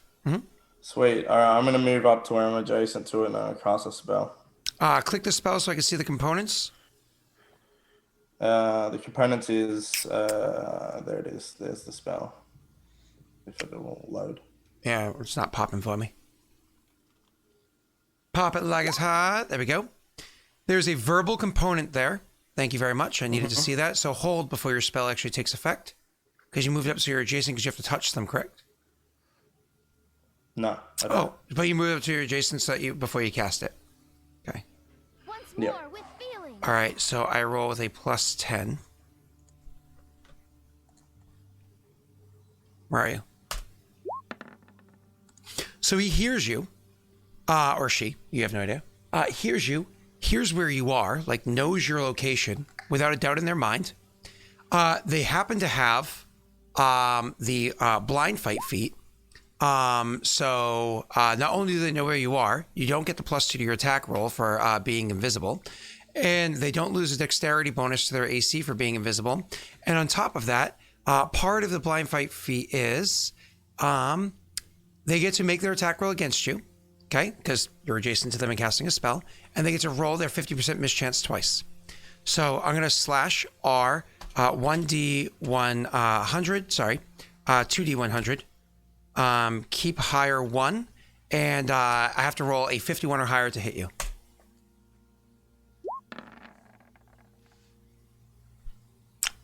They're going to hit you. Now I have to make my actual attack roll against you to see if it actually hits. So my attack roll against you with my highest BAB is going to be this attack roll right here. -1. Oh, -1. -1. No, you hit. So a 30 hits, beautiful. I don't get to utilize any of my other abilities, so it's just a flat damage roll for me, which is for a greatsword, it's 2d6, and then it's plus this modifier. 14 points of damage.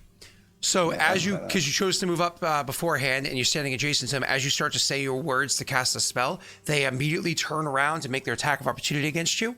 And doing so, dealing 14 points of damage, you now need to make a constitution check to be able to, concentration check to be able to get that spell off. Luckily, we know you're good at getting things off with that Jabus hair. The damage first. I'm gonna be right back real quick. Absolutely.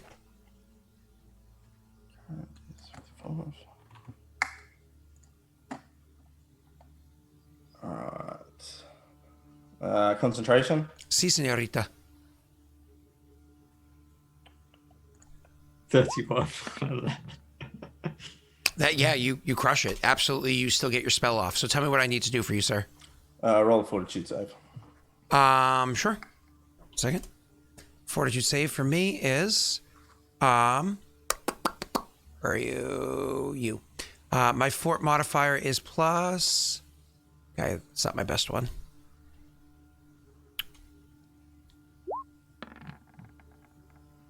Oh! Does not make it. Oh my god, that's not even in the realm of Daddy's dice, is it? Not a chance. Not a chance in hell. That hurts so bad. Oh, fuck yeah. Okay, so you're going to take that damage, that 37 damage. Oh, that sucks so bad.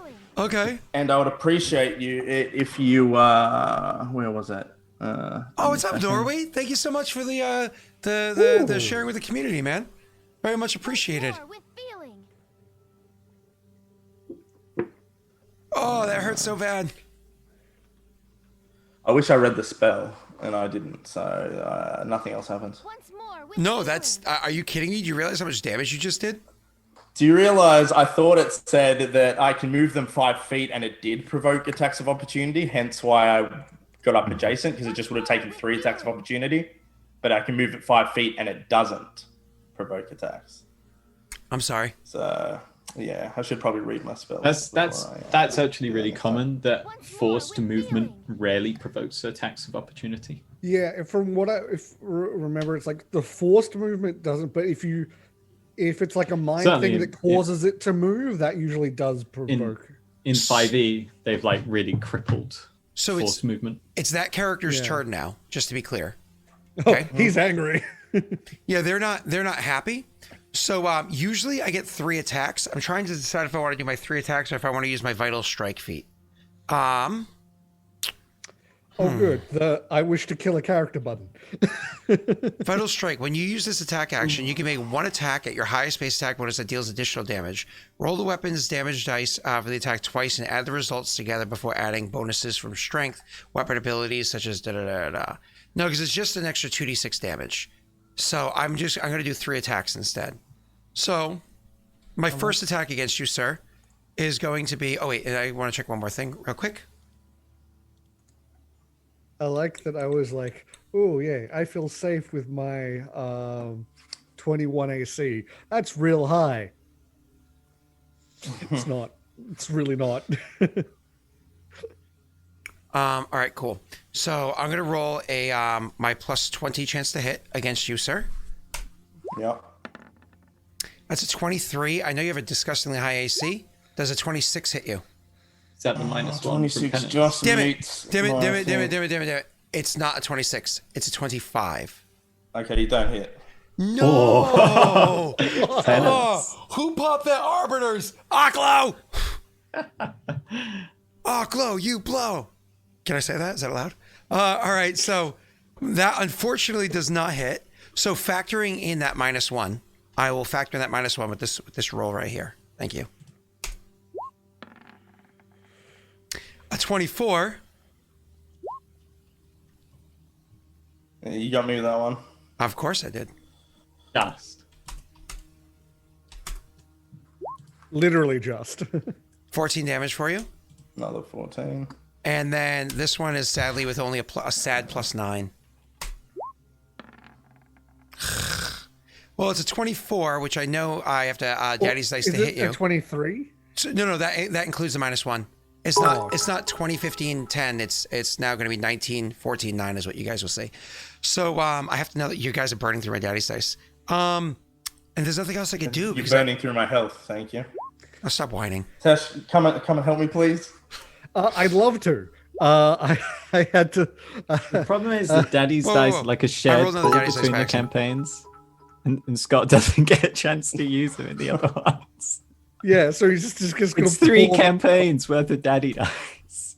It's like these enemies aren't Oh my like god! dangerous enough. Wait, He's is gotta, there a like, hype holy train? shit. Hype train just Yeah, there started, is. yeah. All right. You take another 18 points of damage, sir. Unfortunately, I rolled garbage. I wanted to have fun with this bad guy, but unfortunately I couldn't. Alarell, it's your turn. You do not get the +2 AC. Sorry, chance to hit from being invisible fighting against this guy, to be clear. And he does not lose his dexterity to AC for you being invisible, just to be clear. It is your turn. Make your turn happen however you want to. Okay, I will take. Chat, to be clear, if you do choose to go to the whatever gambit of Hype Train, we will have a vote at the end if you want this Hype Train to help this campaign or another advisor and Warmonger. Specifically for Jake, who's in both games. Yeah, give Jake an. That's advisor. that's it's up to them. They get to decide. Yeah, So we don't silence my freedom of speech here. You're not Anna. Right. Once more with feeling. Even with me. Go ahead, sir. Right. So I want to do 2 weapon fighting. I'm not particularly familiar. Walk me through it here. So I'm going to take a full round action to do 2 weapon fighting, right? Mm-hmm. So I am then going to make. I've got the 2 weapon fighting feat. So I'm then going to make an attack at -2, and an attack at -2, and then a further attack at -4. Is that correct? Because I've got 2 bad bonus. Walk me through it. So I'm sorry. So all of your modifiers should already be built onto your character sheet for you. So everything should be there, nice and easy. You just kind of clickety clackety. No, of course they're not. It doesn't factor in 2 weapon fighting. So 2 weapon fighting. Yeah. Do I get? Yeah. I obviously have 2 attacks with my back. You just so get do I then take 2? I get 1 extra attack at -4. Yeah. Unless you have the feat improved 2 weapon fighting, you only get 1 attack with your other hand. You do not have improved 2 weapon fighting, so you have 2 attacks with your primary hand, 1 attack with your second hand. Okay, cool. Yep. Right. That's what I wanted. So I think I can do that this way. But we'll have to see. We'll have to see whether it works. Right. So first attack. That's a 25. That's sorry, my apologies. At 25, that's actually not. And last detail. Did you include the fact that you have a -2 to attack when you do into weapon fighting? Yes. Okay, so 25 is actually a 26, Is that with correct? the +1 from the buff. That's what I'm saying. Does that actually a 26? Or does that include because everything? I've included the +1. I've included the -2 and the +1. Okay, thank you, sir. So this includes Arbiter and everything. Thank you for doing that. That all being said, a 25. Do you want to luck dice that, or is this your test die? You've just told me it doesn't hit, so I'm not going to. No. Do you? So you don't want to luck die it? No, because that's you've just told me it won't hit. Okay, a 25 hits. Okay. Oh, That's cruel. We are that flanking was it now, cruel. right, That as was well. real cruel. Okay, right. So, Holy shit, Upload. Thank you. I'm invisible, so I get sneak attack, right? They're trying to get you that level 3 character, Or Jake. do I not? Because he's blind fight. Actually, you do get sneak attack, but not because you're Because invisible, flanking. because you're flanking with that one surviving person and the big boy. Oh, No, the Hound Archon okay, through- thank you. Okay, thank you. I was like, Oh wait, my fucking Jesus, 25 damage. Oh my God, you guys are ripping through this guy. And let's roll the second attack and make sure that it rolls the correct. This one might be wrong. We'll just need to see what it does. Okay, that's only made a -2, so that is correct. There's a -2 with a +1. Yep, that's correct. So that's not gonna hit. Yeah, so the 16 is far outside of And where you now can I hit need to make your I need to offhand make attack. My offhand attack, but I can't ask it to make that for me. I know I've got a Darker Destiny. It's Pathfinder's system. It's annoying how it does it on this Roll20 page. But go ahead, sir. I've got additional attacks here, but so I put in additional attack at a -4, but it won't let me access it. Well, oh no, you have to roll the actual where are you referring to? Just for ease, this one is gonna. So your second offhand attack, is that made at your highest bad bonus? Like your first offhand attack? Correct. Okay. Yep. Just for ease, I'll do it like this for now. Yep. You press the 12. -4. Okay, there we go. There we go. Oh, Dude, you have a chance of confirming that critical hit. You know the 25 hits. That is nice. Roll it. Yeah. Roll your luck die. Roll We your luck gotta die. do it. Oh my God! Oh my God! just Oh my fucking God! execute this dude. Oh my God! It Do doesn't- it. Also, I sneak attacked him from previously, so he takes a point of strength damage. Oh yes. I'll factor that in a moment. But roll your damage, sir.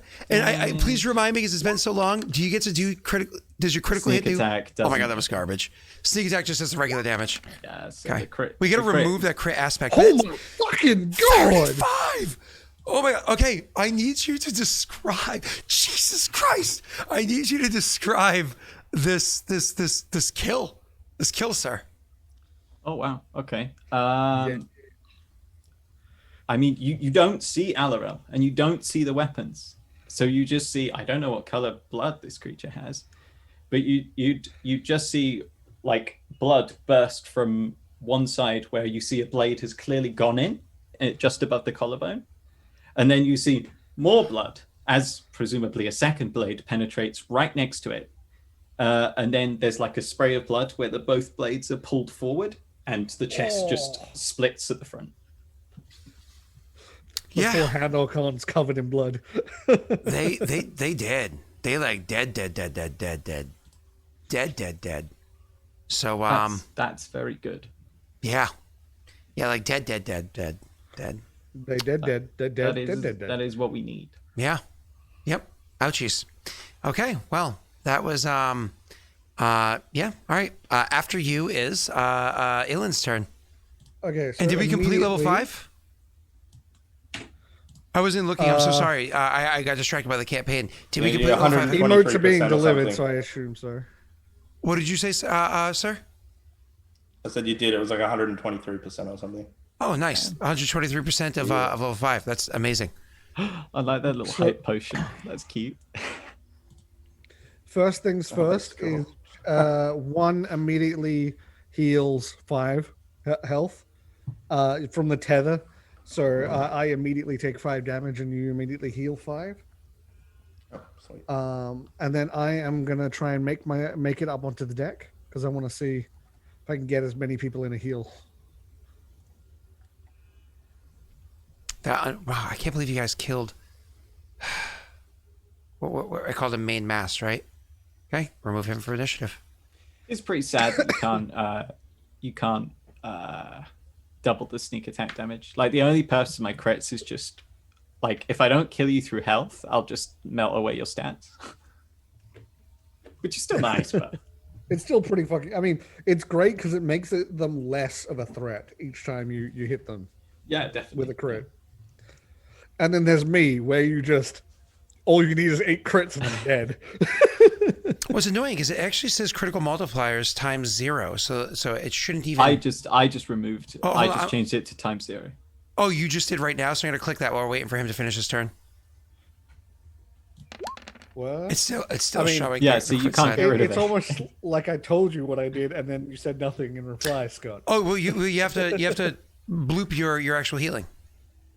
I haven't made it on deck yet. Yeah. Oh, you didn't make your will save. Yeah. Okay. There we go. Okay. Yeah. Wisdom We'll check. say. Wisdom check. I think I gave Jake a will save before. You mother did. fluffer, and I you think you did, cheated yeah. and didn't tell me. Well, I rolled the will save. Okay. No, I know what you're on about. Jake, just say nothing personnel, kid. Yeah, I don't know how to get rid of it. I think you can't. All right, I'm sorry. I'll stop playing with your character sheet. All right, cool. With your wisdom check of DC 17, you're able to. Are you happy with your 17? Actually, you don't know if that works. Are you happy with your 17? Yeah, I'm happy with 17. I as much as I want to get up there as soon as possible, I want to save those luck dice for some very important things. So you're not able to do a perfect job with this. You're able to change your direction, but you're not able to have full control of your direction. So you literally are able to, or you can lighten a direction. So with a 16, you can lighten a direction or change a direction. You can't do like the both thing, right? So you more or less make this almost like moon gravity or Mars gravity for you for a moment, Yeah, right? I'm okay But you with kind of that, like do yeah. like a hop, and it's like.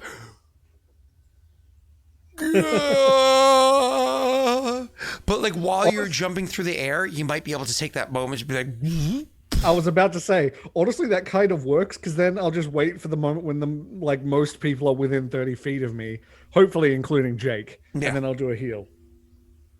all right, you go right ahead, sir. And then whoop. Oh, that was only a 9. That's like the lowest heal I can do.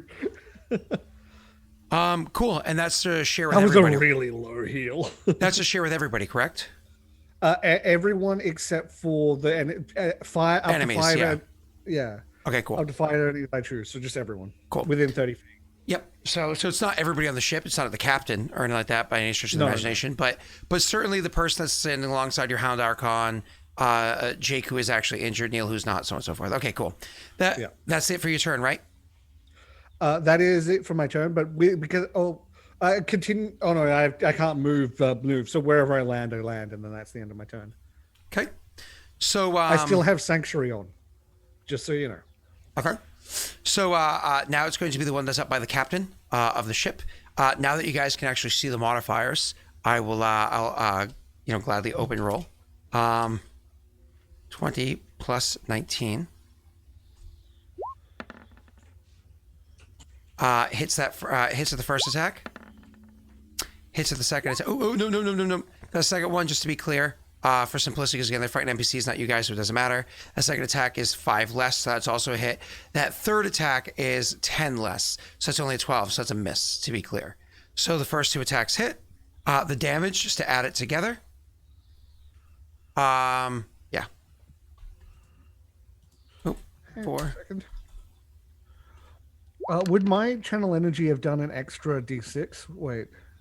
And that not- kills the other person that's near the captain, allowing this creature to square off just them and the captain alone. Nobody else surrounds them. Okay? Not able to actually attack or harm the captain. Those 2 attacks killed that person. The captain is now squared off one-on-one with this person.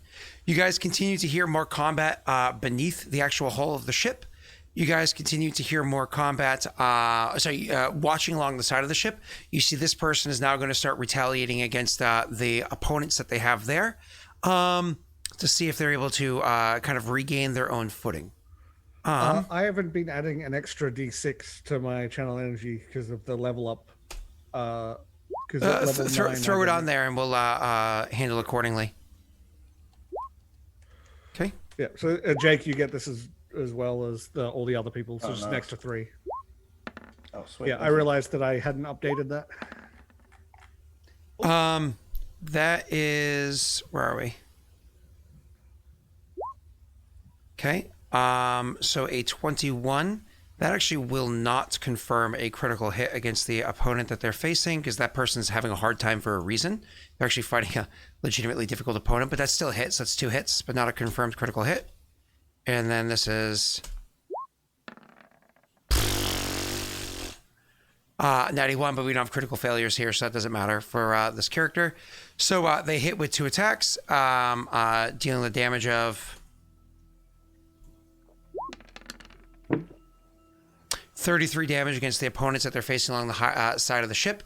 So again, delivering considerable amounts of damage, considerably changing their fortune in the battlefield along the side over there. Okay? Back to the Hound Archon's turn. Yep, he's gonna charge straight at the nearest enemy. Yep. And just so you guys know, combat as it goes on, it's not like these opponents that you're facing are not getting injured themselves. Like, they're actually taking injuries from the people that they're fighting as well. Yep.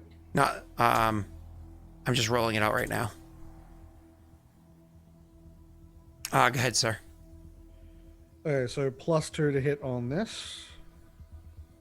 Oh, does he get close enough to charge attack? They're right in front of him. He can't charge attack. He'd have to back Oh, up, he which can't you can't. charge attack? No, Okay, because he's already there. Okay, then just power attack then. 17, unfortunately, is when you deal with opponents with disgustingly high AC, your best bet is to remove the power attack feature and just go for an actual hit. I mean, it's literally a difference of 1. Oh, It's that's +11 to +10. It shouldn't be, because he's it might be because of his level. Don't worry. I'm looking right now. Their BAB is a 6, so it's actually a 2 difference, I believe. Yeah. Yeah. Oh, but, is it? Yeah, but that's fine. Anyways, continue, sir. I mean, that's the Hound Archon. Oh, they are flanked. You're correct. So they get a +2 to that. So it's 19, but still 19's outside of the realm of a luck die. Still not enough. Okay, I thought I read power attack and it said. And do they have a second attack, the Hound Archon? I believe they do. If I choose the higher attack, I can't do the 2 attacks. It lowers the amount to hit for both of the attacks if I choose to go for 2 attacks. I think. No. Yeah. Oh, it doesn't? Yeah. Okay. You just get a -5 to the next roll. Oh, okay. In that case, I'll just go for the bite then. He's not used to this. He doesn't usually get multiple attacks.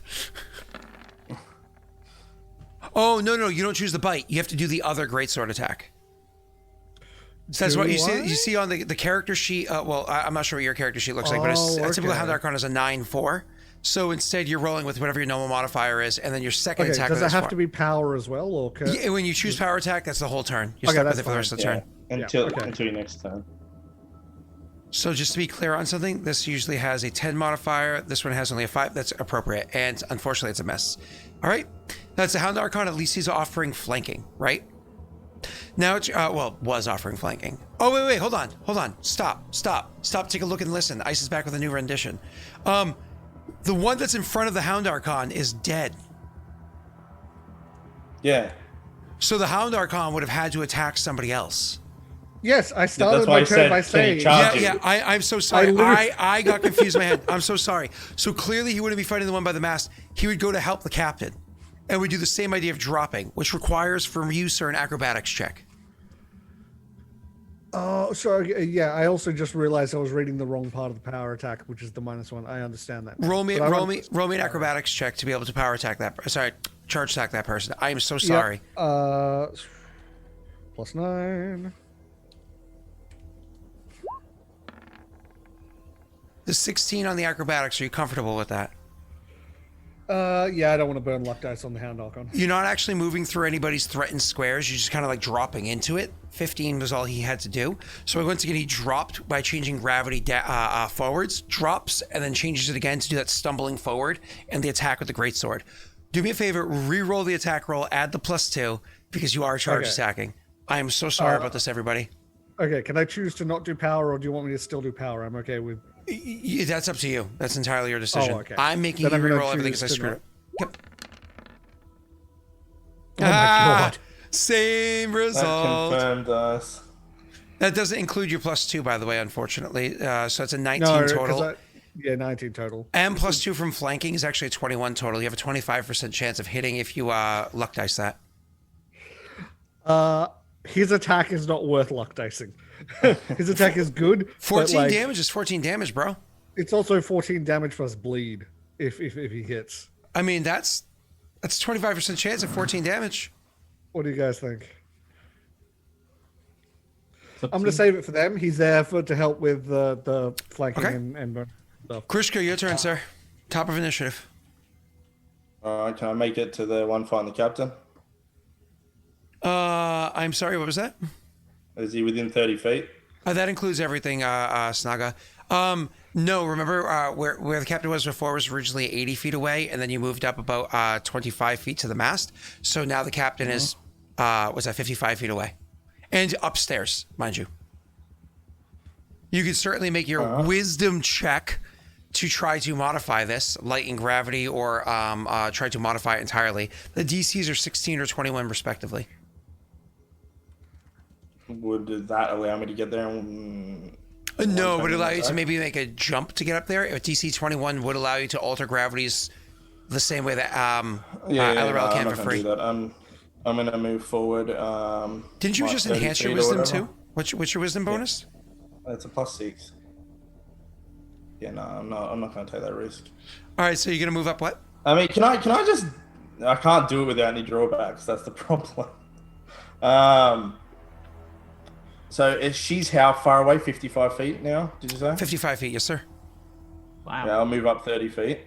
So don't forget, you're moving not directly to her. She's 55 feet by the crow flies. You're actually moving over to a stairwell and then running up the stairs to get up there, because it does have the classic stairs, even though they don't need them. It still gives that aesthetic of having cool stairs and whatnot. So you move over to the stairs and start running up the stairs. So you're halfway up the stairwell, getting to her, bringing her from being 55 feet away to being about, what's that, minus 25? Being about, minus 20, being 35 feet away at the moment. I Which can is charge fine attack because- on the next round though, right? Charging upstairs you can't do unless you have a feature that allows you to do so. You want me to waste all the turns. You can double move this turn. You can can. double move this turn if you're not casting a spell. Yeah, well, I was going to cast a spell, which means I won't be able to get in range to combat next turn. Up to you. Let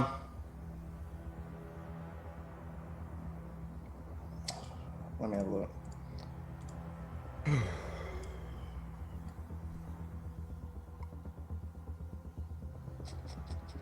Alright, I'm just going to cast... Where are the other ones? Are they closer or not? Off the side of the ship, fighting along the side, you could see them also up ahead, so still Oh, a little bit further than you, but all around the side. I But can't get to them different either. gravity from where you are, and one yeah, inside the actual ship is the other one, and you know that place in there is kind of chaos. Yeah, so not on the side. Yeah, I'm going to have to move forward until I'm about 10 feet away. Okay. It's a wasted turn. All right. That's my turn. Okay. So that is your turn. Wait, I thought you were casting a spell. No, double moving. Yeah. So you're stopping exactly 10 feet away so that you can do a charge check next turn. Alarell, your turn, sir. The one in front of you is dead. You're standing on the mast. The other one that you want to fight, if you take just like a literally like a step up as you drop, you can again cannonball down if you'd like. If you wish to, you could choose to make it a charge attack, making only one attack roll with a sword almost like between your legs, like drop down on. So this other one is not far away from me then.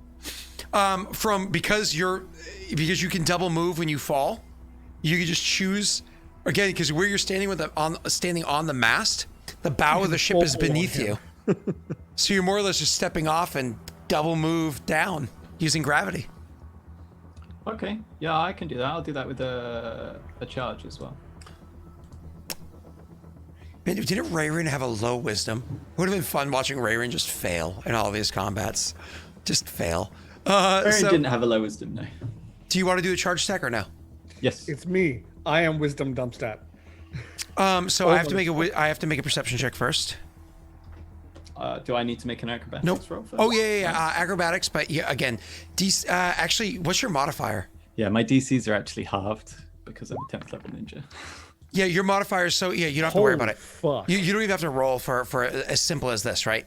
So you just drop. You literally just kind of like step off the mast and you charge attacking. It's literally kind of tuck the sword between your legs, or not quite that dumb. It's do bend yourself in half and they attack. Make your attack roll. It's a charge attack, +2 chance to hit, -2 AC. +2 chance to hit.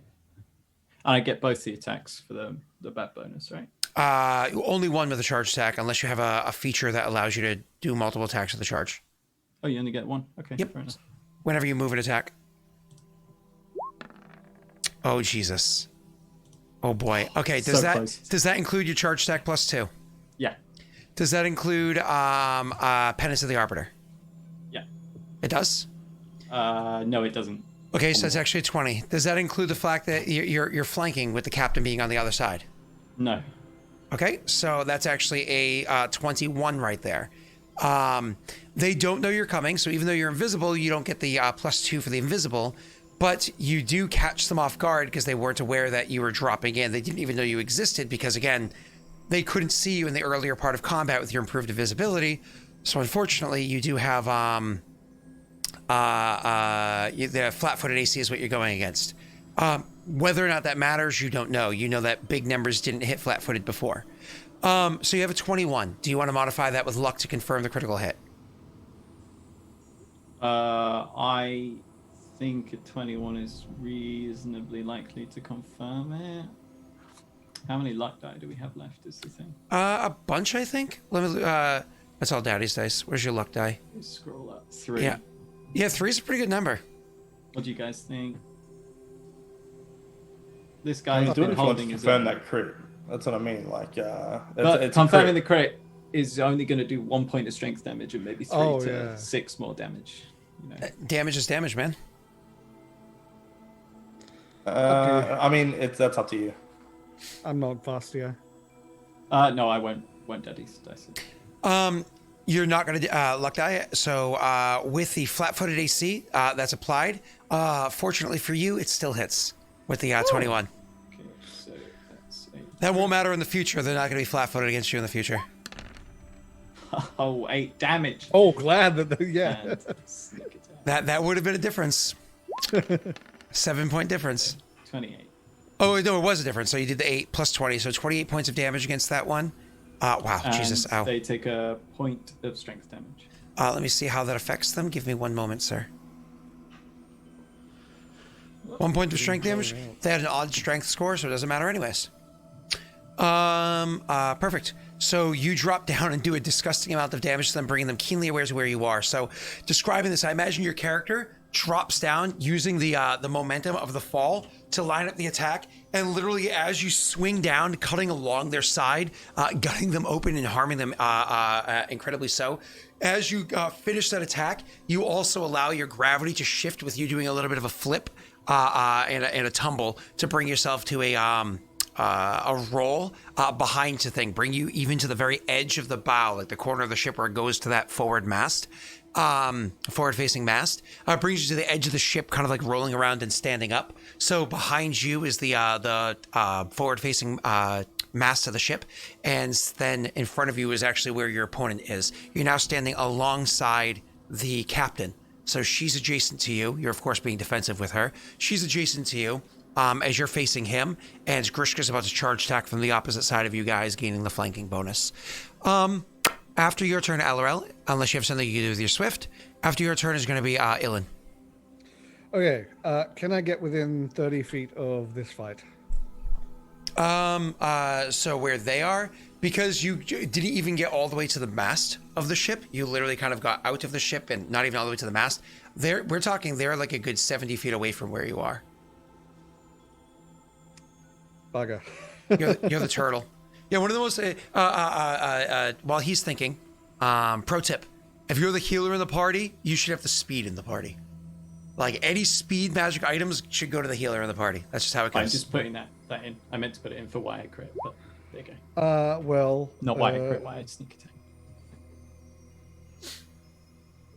Do I want a flaming sphere, or do I want to just double move up?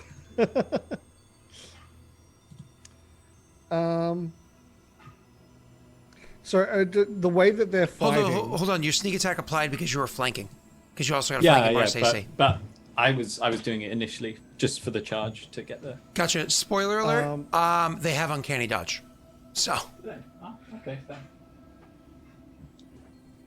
It's just you guys have a high level of... You're just a high level rogue. So you get to ignore their uncanny dodge ability.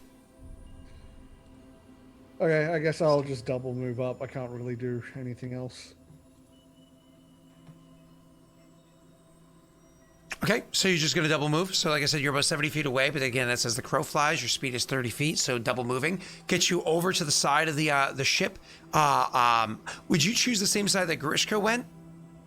Where he can like look over the edge and see that the other combatant is on the side of the ship?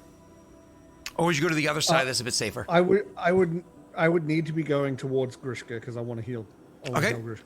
So Grishka double moved to go and make himself line up. You were a bit behind him, so you go double move as well, but he kind of pulled up his movement short. So you can actually literally go and stand at the edge of your double move about 15 feet away from the fight, right behind Grishka. Where if you wanted to, though your turn's over, you can place a hand on his shoulder. Anything with your swift action, or are you done? I don't really have swift actions. Okay. Now it is the big baddie's turn. They have not Grishka behind them. They just have... Grishka healed 5 health. Just because start of turn. Oh, yep, lifelink. Yeah. Thank you. Thank you, Kovarns. Appreciate it on that one. So, anyways, now I'm going to start making my attack rolls against the captain because it's the easier target at the moment.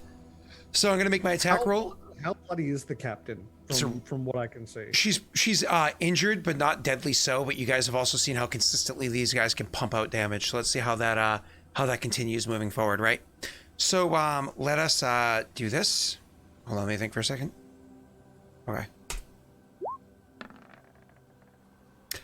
A 23. Okay, hits the captain. I'm gonna roll again. Guys, I want you to go through the session retrospectively and count how many attacks Scott made that he then did not daddy's dice. Okay, hit the captain. Like 3? Yeah. Come on, roll big, roll big, roll big, roll big. Beautiful. Roll big, roll big, roll big, roll big, roll big. Oh no. That's still 3 hits though. Okay. So that's unfortunate, but and I'm not flanking or anything like that now. So let's see, that's going to be 6d6 plus 9 times 3 is 27.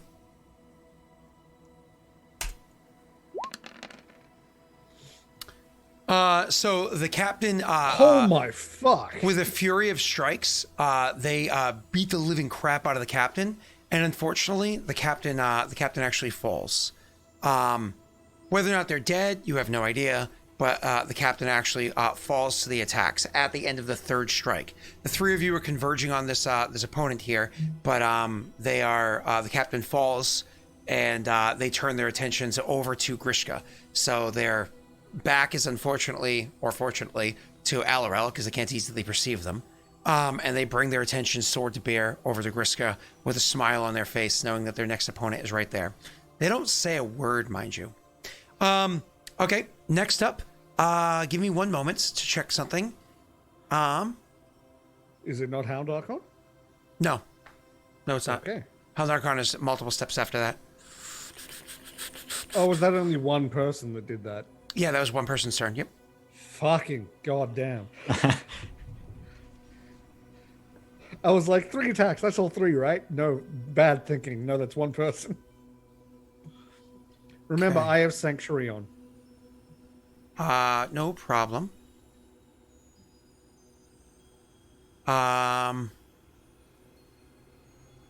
That's right. So that's what it goes by. So I have to, let me just give me a second. So it is, and I have to make so you resolve, so you get by concentrating your mind, once per round, perform.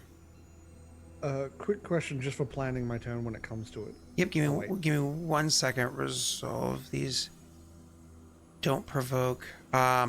So you use this in place of that, and you use your key modifier in place of that.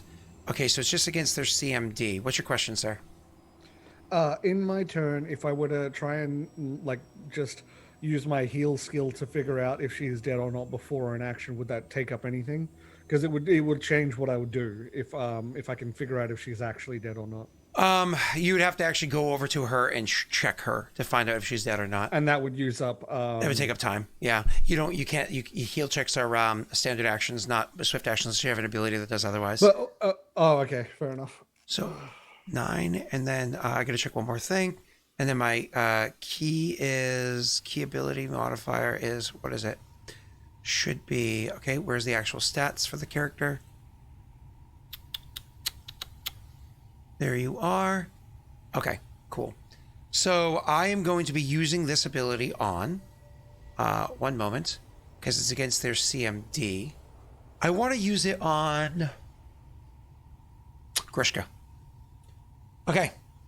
Oh, Grishka's One not here. person who's not here. That's okay. I roll, they don't roll. So you guys notice, perception checks for each of you. Grishka just succeeds because he has a plus FU. Plus FU, I like it. It really does. It's like you want to stealth Ilen now. Ilen doesn't notice. Ilen doesn't notice, but Alarell and Grishka do. From the hull of the ship, that hole that you guys had gone down before when you actually went into the center of the ship, you see one of them kind of like hop up onto the hull of the ship. And then looking up and seeing the two of you converging with the captain just falling up on the actual bow of the ship up there, you see that this person brings their attention up over to Grishka, and with a very hard glance on Grishka, they look at him and then they look that way. I'm going to roll my CMB against shit, Grishka's I know what he's CMD. doing. I don't know what Grishka's CMD is, so I'm going to 1d20, and I get plus this to the roll. It's unfortunately not as good of a modifier as... Wait, hold on. Let me just double check one more thing. It's unfortunately not as good of a modifier as I was kind of hoping it would be, but oh well. I don't know what your CMD is, so I get to apply this. This is a potential character death moment. I don't know what your CMD is, so I'm gonna I don't think it would be good. No. I'm gonna daddy's die. I know he's probably like a 26 or some shit. So I got a 24. What's your CMD? 26. It is a 26. Oh, that was a straight guess. That was the actual guess. Wow. I want to reiterate Yes, how Joey. fucking Yes, dead it Ilen is. factors. Yes, Joey. Yes. I 12 would like character to- levels plus 1 modifiers. At 13 minus 1 is 12. Joey, it's factored. Jesus. I would like to reiterate how fucking dead Ilen is in this place. Joey's the guy's person that fine. screams at the blonde running up the stairs in the horror movies. Don't run up the stairs. Don't run up the stairs. I mean, to be fair to him, I do that too, just to be clear. historically, Scott Yeah. is extremely forgetful. So anyways, you literally feel the gravity around you, Grishka, You literally feel the gravity around you, scooting around the rules. You motherfucker. You literally feel the gravity around you start to shift, and you feel like it pulling you. Like you feel yourself actively getting pulled off of the ship, off the side of it. It's one of those things where you're like, oh shit, as you feel it happening, and you just kind of like wrap your foot around the ball and chain that's there and kind of like pull yourself down, kind of like if you imagine if like you almost felt yourself being lifted up, just like holding yourself down by your ankle and your foot there, and just like pinning yourself down just enough that it doesn't work. Gah, bad. All right. The one off the side of the ship that we've been watching for a while now. Give me one moment. I have to finish up his combat at this point. He wasn't doing too great, right? He was getting his ass kicked before, but you guys saw his last round and how well that went.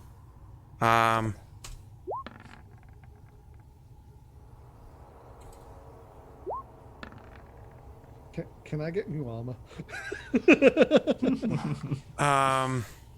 Well, we do have some boons, you know. What better to use them on than new armor? I'm sitting here like I would for like the a brand new suit of devil armor, please. The finest you have.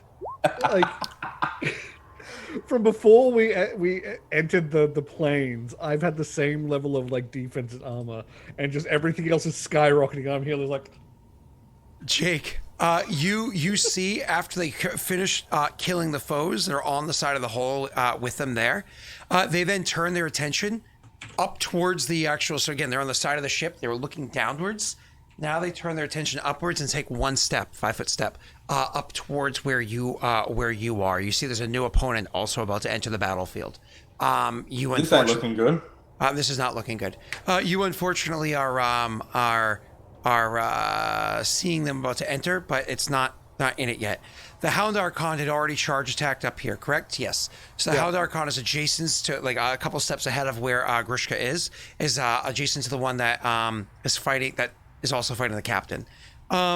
You, sir, are able to attack that guy, and you get a +2 for flanking because Neil is there. and then +1 for the that other thing. Penance. So +3 on whatever I roll. Hmm. Okay. Full attack mode. Yep. Does this include the correct modifiers? Looks like you did the 11 and you did a good job. +3. So 25 hits. Yeah. 24. Would you like to modify that 24? You know what? Yes. Yeah. Let's. I mean, do this it. is why you don't roll damage at the same time as attack rolls. Just say. Oh, I To be can't fair, choose that's not built to. into the that's Yeah. built in because it's an NPC. I don't Yeah. care. Separate them. If you can figure out how to separate it for me, go for it. I don't like it. Okay, so that's 2. By the way, this also applies a 1d6 bleed. Oh, that's actually really important. So, fun fact. Describe how it is he drops this opponent.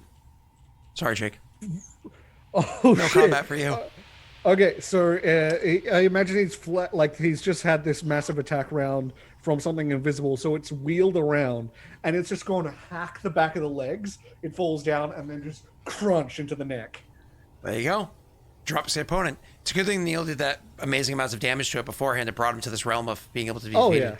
yeah. No, yeah, fucking hell. Thank you, Neil. Again, these I think characters... I only dealt the same damage as the Archon, I think, more or less.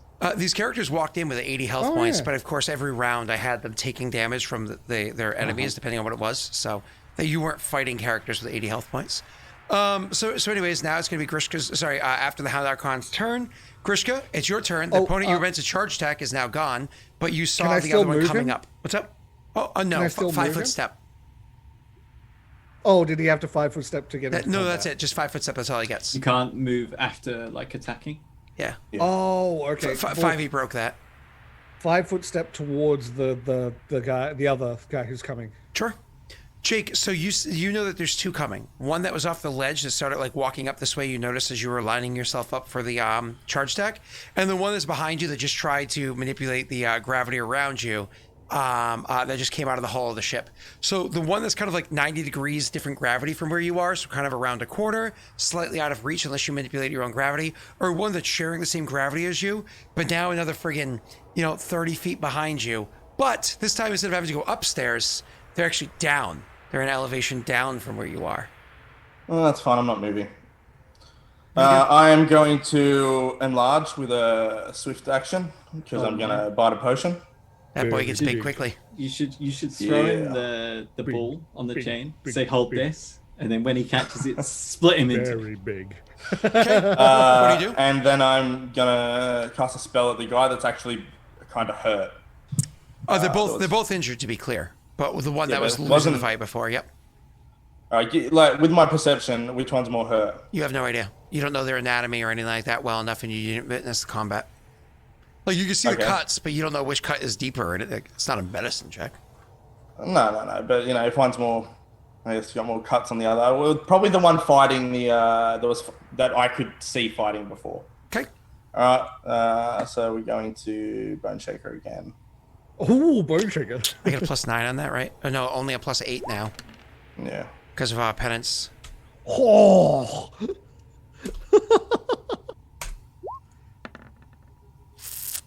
I make it. That's with my +8. Oh, no. I said +8, but it changed it to a Minus 9. one. yeah. So it's He one did less. make it. It's one less. Boom. Oh, -1 for penance. No, that's what that was. It was supposed to be a +8. I literally changed it from a 9 to an 8, but right. but for some reason it actually still rolled as a 9. So maybe I pressed -1. Maybe I pressed backspace at 9 instead of backspace 8 by accident because I modified it by probably pressed the wrong key. So I'd it's like to say it was a we have burnt 17. through I know. I'm burning through all of them. 12 daddy's dice Oh, they're all of already, them. All at right. least. So it does not work. Does that mean half damage? It's Yeah, his half fortitude damage. partial. So that's 15. That's only 18 damage. Yep. Still, oof, ouch. Okay. Krishka's turn. Alarell. So there's now 2 targets. Are they in view of me?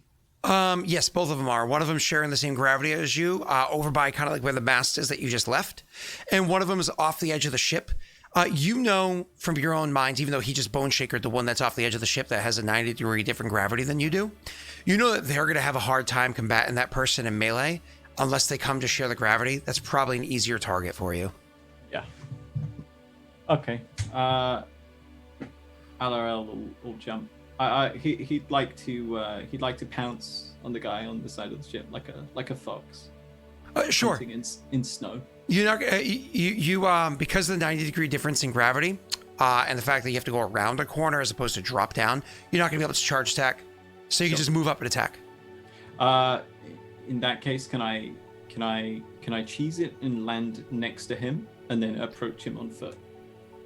You actually don't even need to change your gravity. You just literally, as you step around the corner, you just kind of like step down and into it. I'll Yeah. just do that then. Yeah. I just have to see whether or I'll not they just notice move your in. approach or not. Because again, you keep fighting people that didn't know you existed prior because they did not witness. And by the way, a 23 is not good enough to know that you existed prior because their perceptions were elsewhere. So it's not like they know there's some invisible force doing some fuckery, right? So you actually are flat-footing this person too because they do not know you're in the combat. I love that they just happen to like turn after he's attacked something every time. Every time. So they're just like, Every time. I don't know what's going on. People are just dying. So this guy isn't flanked, but I have the +1 from penance, correct? And he's flat-footed, correct? Which And you he's know beforehand that a 21 hit, but you don't know what the target number is. Cool. I think you know okay. a 16 misses and a 21 hits. That's a pretty big gap. Go ahead, sir. Let's approach on foot and give him the old stabby stab. Oof, that won't hit. Now that includes your full modifiers, correct? Yes. Do you want to modify that because you can get a 21, or maybe something else will hit in between? No, I'll hold off and I'll just roll the second attack. Because you moved, you only get one attack. No, because I've got 2 BAP bonus. It also requires a full attack bonus to be able to. Does it? Yeah, full attack action to be able to use. Oh, okay. Okay. No problem. That's the reason why your opponents have been able to do all their attacks every turn is because they haven't moved. They've been stationary. Yeah. So so just the one attack, unless you want to modify it, sir. Before I tell you the result. No. You're good? So I'm just confirming a 17 misses. A 17 misses. Okay. That is Alarell's turn. So you guys know a 17 misses also misses a flat-footed opponent. Ilen, it's your turn. You also see both opponents, but one of them you actually, you hear the combat happening off the edge of the ship. You have to like walk over to the side to see. You see the one that's kind of behind you. Also, your friend just got big and turned around and cast a spell heal on. 5. heal 5 damage again, Jake. Thank you. I am, since I can't tell if she's dead or not, I'm going, and we definitely need her to be alive. I'm going to go over to the captain. I'm going to do one of these.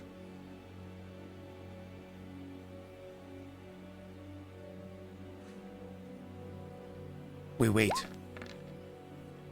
Has it not popped up for you? Oh, it has now. 40.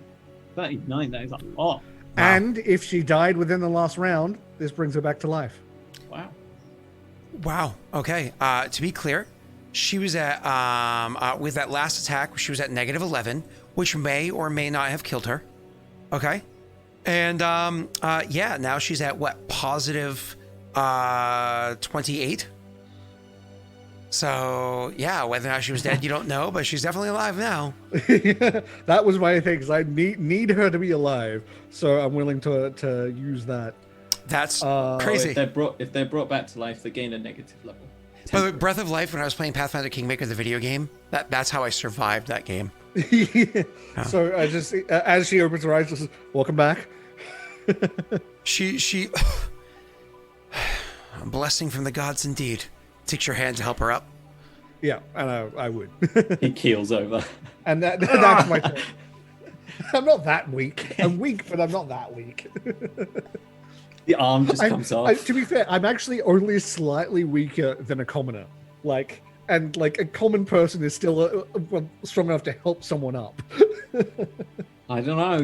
Your weakness is all centered on your arms, right? That's true. Like you never skip leg day. Snap. But your arms. Ah, fuck.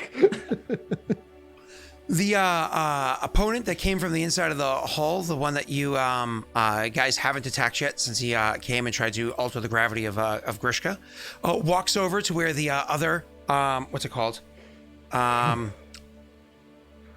Creature died, and picks up the silver sword off of the ground. And then picks up the other silver sword that's off the ground, holding one in their hands, and the other one they pick up and throw into the sheath behind their head. Then they hold their hands in the air and wave it like they just don't care. No. And then the other silver sword that's on the deck from over by where the captain was gets up and flies out well off the side of the ship, the other side where nobody happens to be on, and like boomerangs over. That's just for you two. And you, Viking. Boomerangs over. It comes over and they catch it in their other hands, and so they have lightsabers here. They hold, mate, it's a boomerang.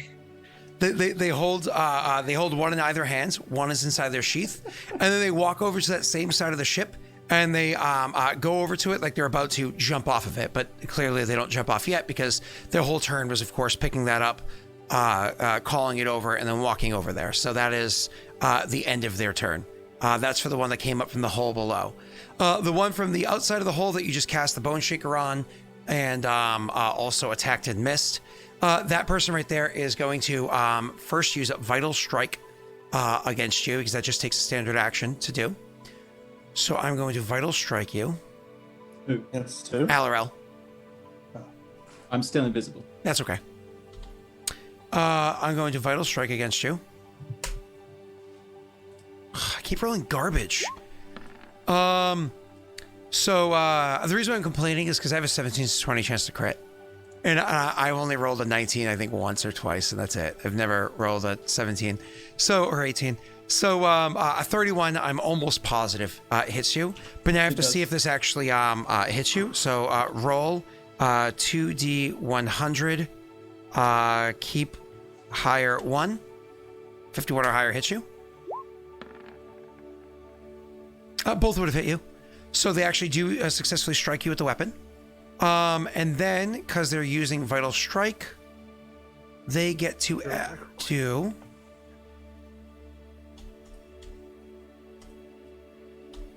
And then they don't get to add that other thing, just to confirm. That does not apply that, and they're not critting, unfortunately, which has so many extra abilities involved. They don't crit. You take a whopping 21 points of damage. Such garbage. So they do that. They attack you with that damage. And then they very quickly alter their gravity and just start falling off of the ship. Unfortunately for me, that does provoke an attack of opportunity from you.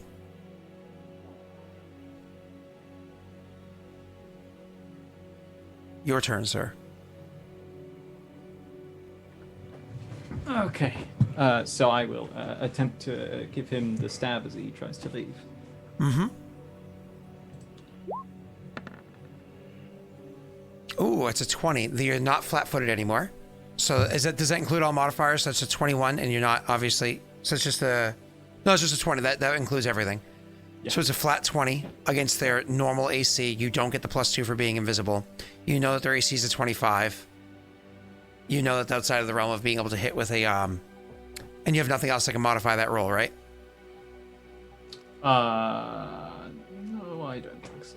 Okay. So that, unfortunately, is outside of the realm of what you can... So I don't get the +2 for invisibility because he's got blind sense. Correct. It's he's blind fight the feat. Correct. Yeah, sorry, that's fine. Perfect. And that applies even when he's doing a runner. As applies what? Even when he's doing a runner, it's like dark vision. Yeah, yep. He has it permanently. Cool. Yep. Because if he was fighting in darkness, he would also be able to. It applies there too. He just drops off the side of the ship and just so it's funny from the perspective because even though you're standing on the side of the hull and like looking down off the hull, he drops off and he ends up flying backwards towards like the where the captain's quarters would be and just kind of like flies off that way. And as he flies off that way, you can actually see with the easy perception check, and only you see this because only you have the angling and even though Grishka has instantly high perception, it's around the corner, right? So it's impossible. You see he kind of like goes around a curve, and you don't know if he used the hull of the ship to alter your ability to see them, to kind of almost give them like cover from your ability to see them or whatever, or if they actually went and landed on the butt end of the ship. You don't know, but you do know that they are kind of like curved around the back end of the ship. That is their turn. This goes to the Hound Archon. Hound Archon, you know that there's still one down in like the main area of the ship, over kind of like where the central mast is, but like off to the side. The Hound Archon can charge attack and make a single attack roll by altering gravity. Okay, I am going to do that then. He's going to do the whole fall down on him with the charge attack. So that is a +3 on this, correct? 1 from Penance, 2 from... Yep. I'm actually surprised that nobody dropped additional things like Aid of the Martyr or Blessing of Roga or anything like that. Genuinely surprised. Oh my god. Yeah, you roll garbage with this guy. I'm sorry, man. So that's the Hound's turn. Grishka. Wait. I get a charge attack. I rolled a 2. Yep. So you're going to more or less the elevation difference here doesn't affect you very much, but the fact that you're so big on a tight ship with like a bunch of ropes and everything everywhere, because I've described them many times, having all these ropes and overhangs and whatnot, it's made for medium-sized people. You're way bigger than what should be comfortably running around in a ship designed this way. I just need an acrobatics check for you. DC is just a 12. Jake's mad. You got big on a little boat. You will not let me attack. Fat guy in a little coat. Fat guy in a little coat. An acrobatics check. For fuck's sake. Yep, with a DC 12. I don't know if it's worth it. I mean, you're gonna be able to hit him.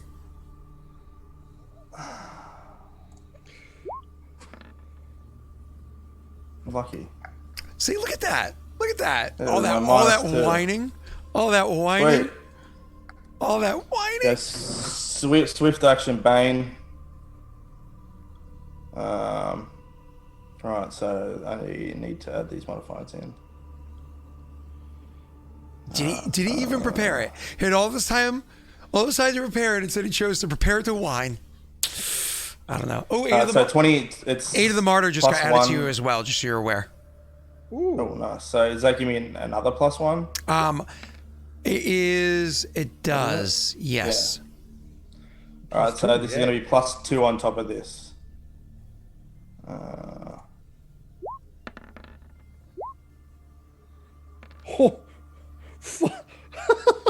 Well, that hits. Let's whip it.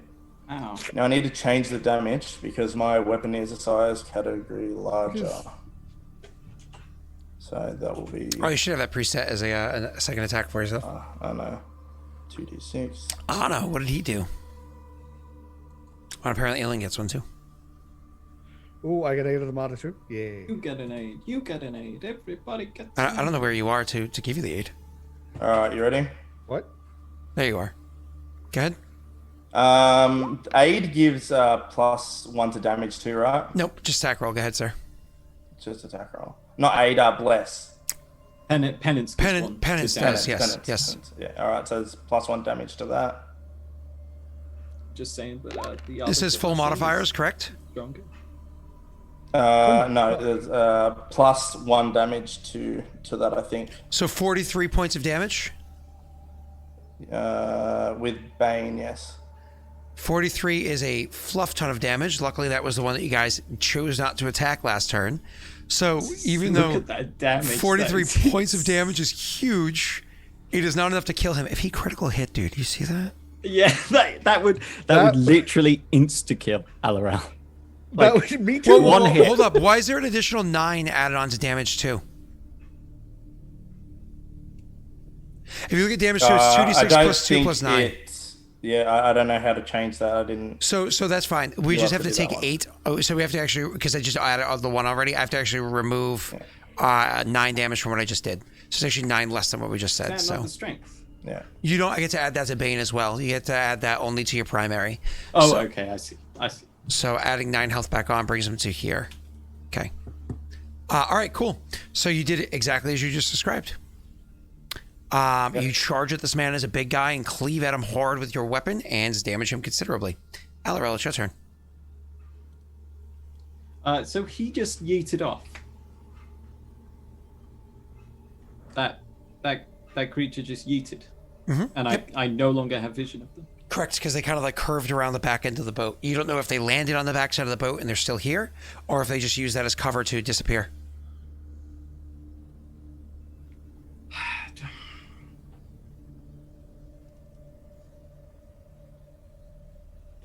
While he's thinking, out of curiosity, can I cast like a level 1 spell at a higher level to get the higher DC?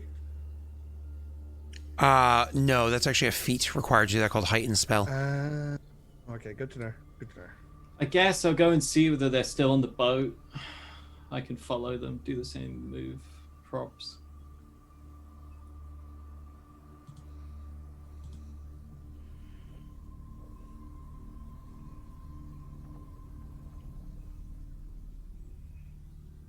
Sorry, I'm just trying to coordinate because you guys know obviously there was a small mistake at work, so I'm leaving and this has to end in the next 17 minutes. So do your turn, sir. I will re-explain what I said. I will go and do the same maneuver to see whether they landed on the back of the boat. Roll me an acrobatics. Don't roll me an acrobatics. So you go and you curve around the backside, and you do not immediately see the person that's here. You do not immediately see the person that's here at all. Roll me a perception check.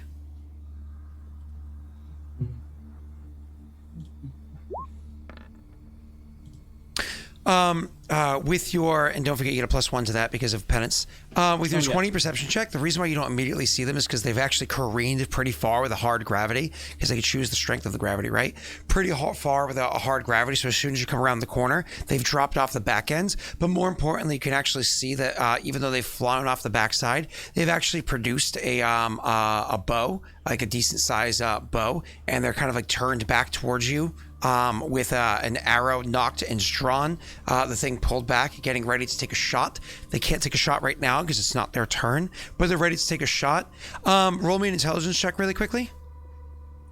How far are they? Good question. What's distance? So you're not sure who they're targeting at, but they're definitely targeting at somebody on the ship. It could be you, it could be Grishka. You're not sure, but they have an arrow prepared fire back this way. I just realized with the way this place works, would you be able to fire it from the bottom and have the arrow go into someone on the top? If you know what you're doing. Fuck. Okay. You still have your standard, sir.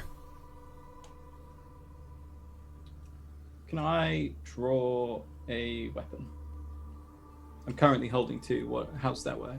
You'd have to drop one as a free action, draw one as a move action, or drop one as a free action before you start walking, clambering onto the side of the hull, and draw one as a move as a part of the move action that you use to come over here. But you wouldn't have done that because you just noticed it. Well, is it allowed for my dropping of my second Wakizashi to just be thrusting it into the hole? Dropping can't have like thrusting would require like actual manipulation. Dropping as a free action is literally just drop.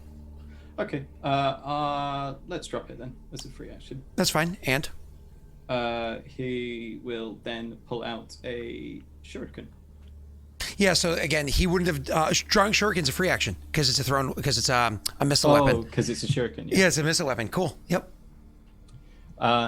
So. And then he'll yeet it at the boy. Roll your attack roll, sir. May the force be with you. Wow. Oh God. Does that include both the penance and the? No, it doesn't. So that doesn't include penance or the other one. 1 second, I'm just getting a phone call. Yeah, no problem. So I assume that's a 35 total. So that 35 total because I don't have. I'm gonna speed this along because we're ending very soon. I'm actually just gonna say that he throws it. We'll worry about damage afterwards. We'll move on to Ilen. Ilen, there's that guy that's on the hole that looks like he's about to clearly jump off of it. You can see he's about to jump off of it. Yep. So my best bet, honestly, is to try and nuke him because I don't have anything that can really. I don't think command is going to work because I don't know the language that these things speak. What's the language that everyone else is speaking here? You guys are able to get along with Perrin. Okay. But either way,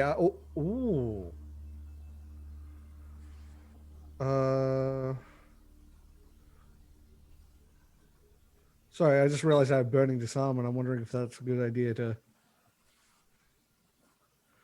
No, I think my best bet, honestly, is just to cast Scorching Ray at this fuck. Just try and damage him. Yeah. I'm going to do, first Scorching Ray.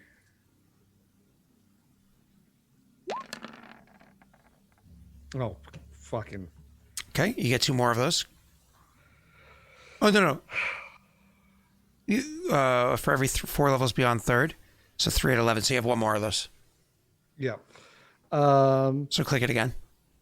Yeah, and that's with a +2 on it, but that doesn't matter for that one. It's pretty. Oh, well, it's actually a touch attack, but click the other one. The question is, that's more like it. Are you comfortable with your was that 22 and your 15? Luck on which one, the 22 or the 15 against a touch attack? Oh, that's. Oh, it's a 22 already. 22 and a 15, correct. Do you want to luck either of them? Yeah, fucking luck it. I'm gonna luck the 15 at least. I'm gonna. Okay, click it. See how that goes. It's the first one, so you have to do that one first. So that's a 17. Okay. That's touch attack. And then to be clear, I have to answer this question before you choose to luck the other one. I can tell you that a 17 total, which we know what it is, misses. Now you can go ahead with your. Do you want to luck your 22? You know what? Damage him, Sash. Do it. Last luck. Fuck. Okay, let's do it. Your 26 hits for the 7 points of damage. There's no saving throws or anything. 17. 17 points of damage. My apologies. And luckily for me, since that 9 damage was removed, this person's still standing. That is your turn, right, Tesh? I should have said before I would have also moved in that direction. I can't make it all the way. Of course, I would have moved in that direction before doing it. Roll me your damage, Neil. Go ahead, sir. That is my turn. And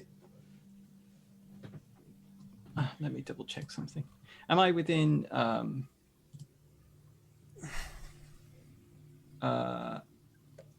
30 feet? It's a really good question.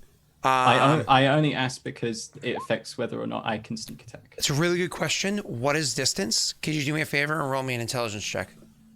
Yeah, I'm within 30 feet. Roll me an intelligence check.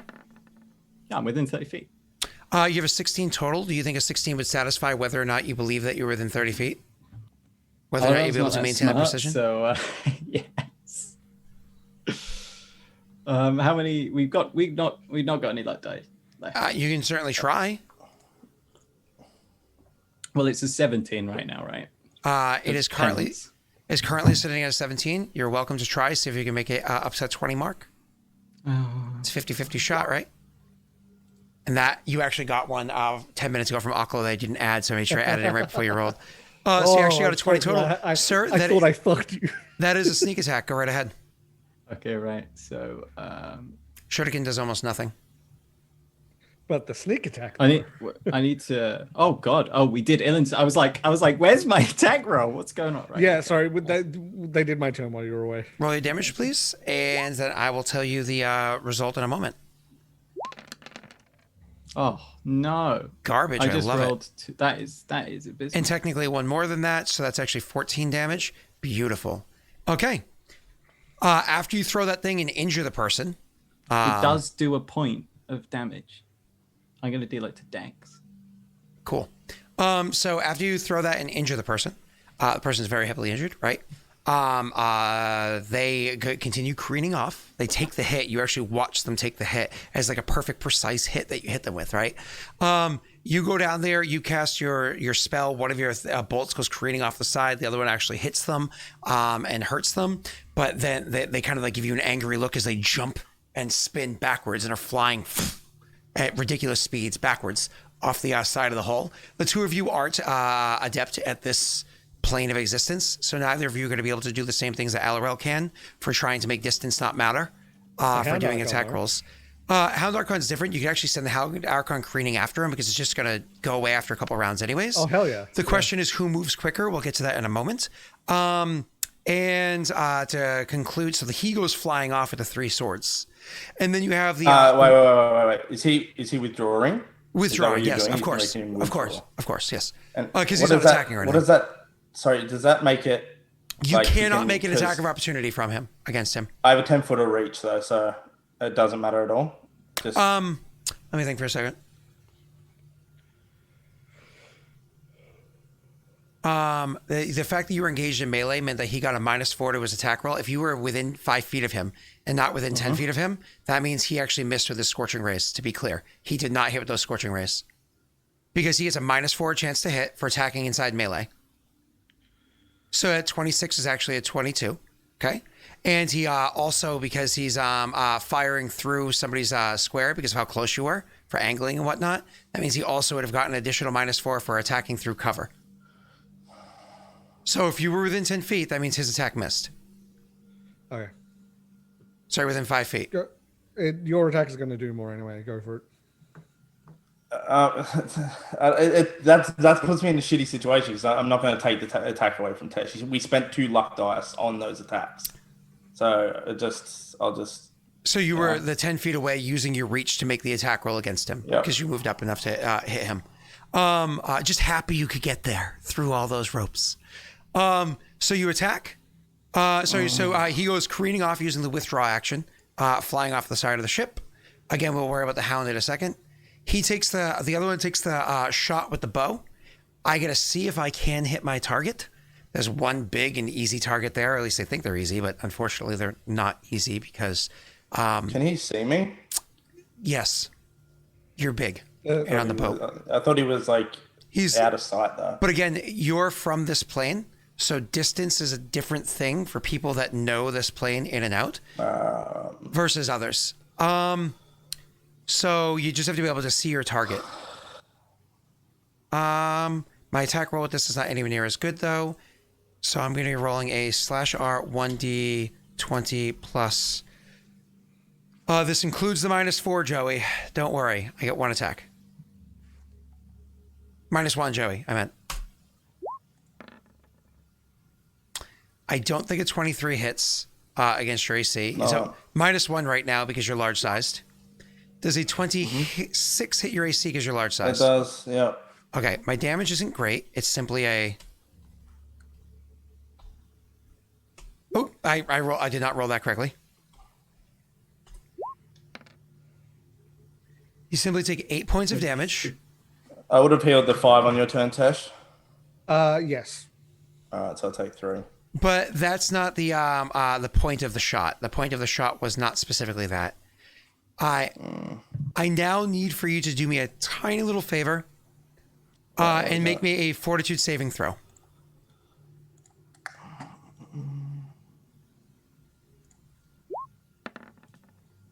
There you go. Ah! God damn it! Please tell me this thing is at least made nullified just for shooting it.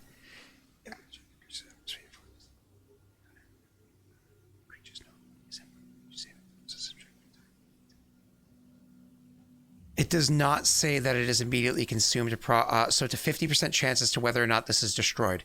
Could somebody in chat, Jake gets to choose 50-50 shot? I'm going to go with whoever the rolls first. Whoever rolls first, 51 or higher, it is not destroyed. And then I'll say what it is.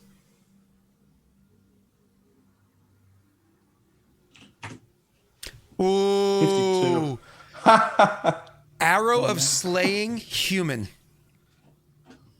Fortitude save DC 20 or take 50 points of damage. It is not destroyed. It stabs into you, but gets caught inside your armor and clothing and stuff like that. You're able to recover an Arrow of Slaying Human, which applies to you as a half-orc. You're both human and orc.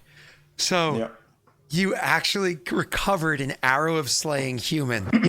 This is an insanely powerful item. I could have done 50 damage to him, which, by the way, if you fail that fortitude saving throw, you take 50 points of damage, which triggers death from massive damage, and you could potentially die from doing that. I understand you had enough health points to survive 50 flat, but if you failed the next fortitude saving throw, you would just die from damage flat out.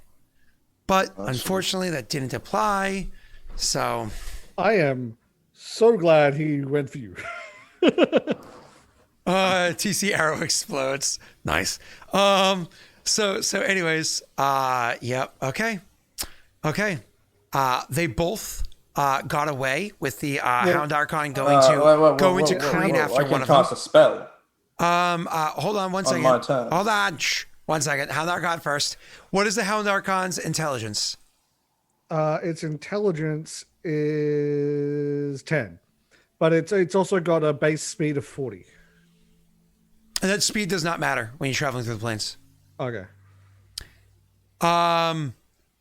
Good news, bad news. Good news is the Hound Archon is smarter. Bad news is, even though it's an extraplanar creature, this is less of a home plane to it than the other one. So it's actually a chance. So if it was dumber, this creature would win.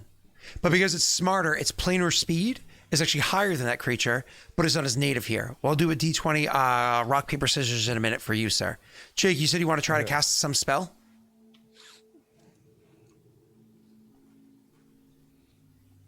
Go ahead.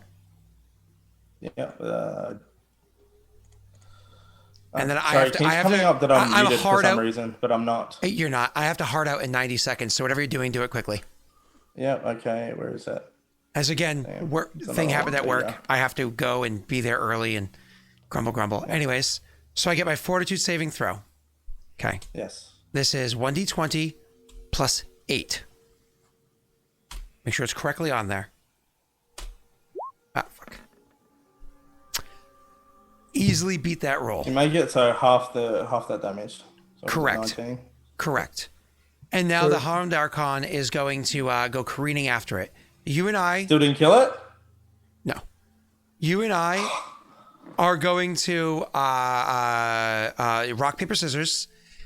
You actually get a plus... You get a +0. I get a -1 to this roll. We're going to 1d20. Best out of 3 who wins. So you get to go first. I get a -1. Wow. Okay. And this is not affected by penance. Because this is not ability checks. Wow. That goes to you. That's ridiculous. That goes to you. Ties go to you. The Hound Archon is able to catch up to the thing and is able to make attack roll. With +2. Oh my god. Fucking, why can I roll? I literally have not rolled above a 10. That's not +2. It also gets +1 for Arbiter. So that's actually a 20 total. I don't think there's any other modifiers to it, are there? No. Okay. So there's penance and other, but it's not. So Yeah. it's got 6 rounds that it's alive. correct, but it's also spent a bit of time catching up to it, so on and so forth. So I will allow you one more attack against it, because this thing could also just rip through your little buddy there pretty quickly.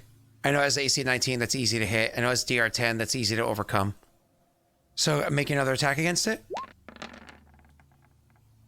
That's more fucking like it. There you go. And that also Norway. It cannot easily capture non-lethal damage. It doesn't just simply do non-lethal damage. It doesn't have the ability to do that without the -4. It would just miss. Yeah. It would not have even the opportunity to take them out. So dropping them with lethal damage and saving them is an option. So, but these creatures are in fact evil, but they're not planar evil. Like these aren't from an evil plane. But they are. That makes them worse. They choose to be evil, yeah. So that right there, you are able to have the Hound Archon go careening after the creature, after all the damage done by everybody, including Jake, at the end there, and ends the creature. Can it and grab disappear. it and pull it back? And disappear. Because it also had rounds chasing after it, so on and so forth. But okay, it stopped that one, even if the other one that Alarell was with got away.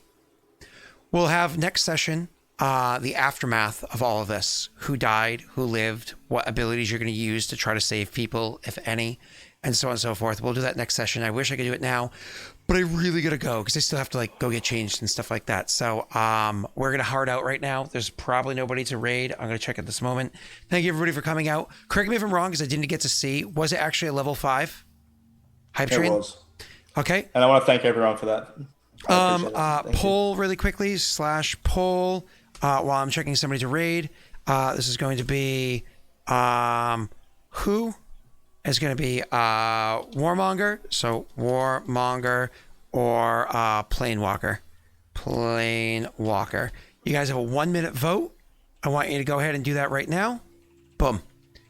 Fill that up while we're getting ready to raid a person. This is, I think, a friend of a friend, because I have no idea who this is.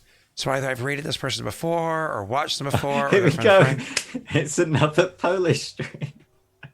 Oh, that was No, great. I followed them for a reason. I don't remember who it is, though. Oh, I loved it when that happened.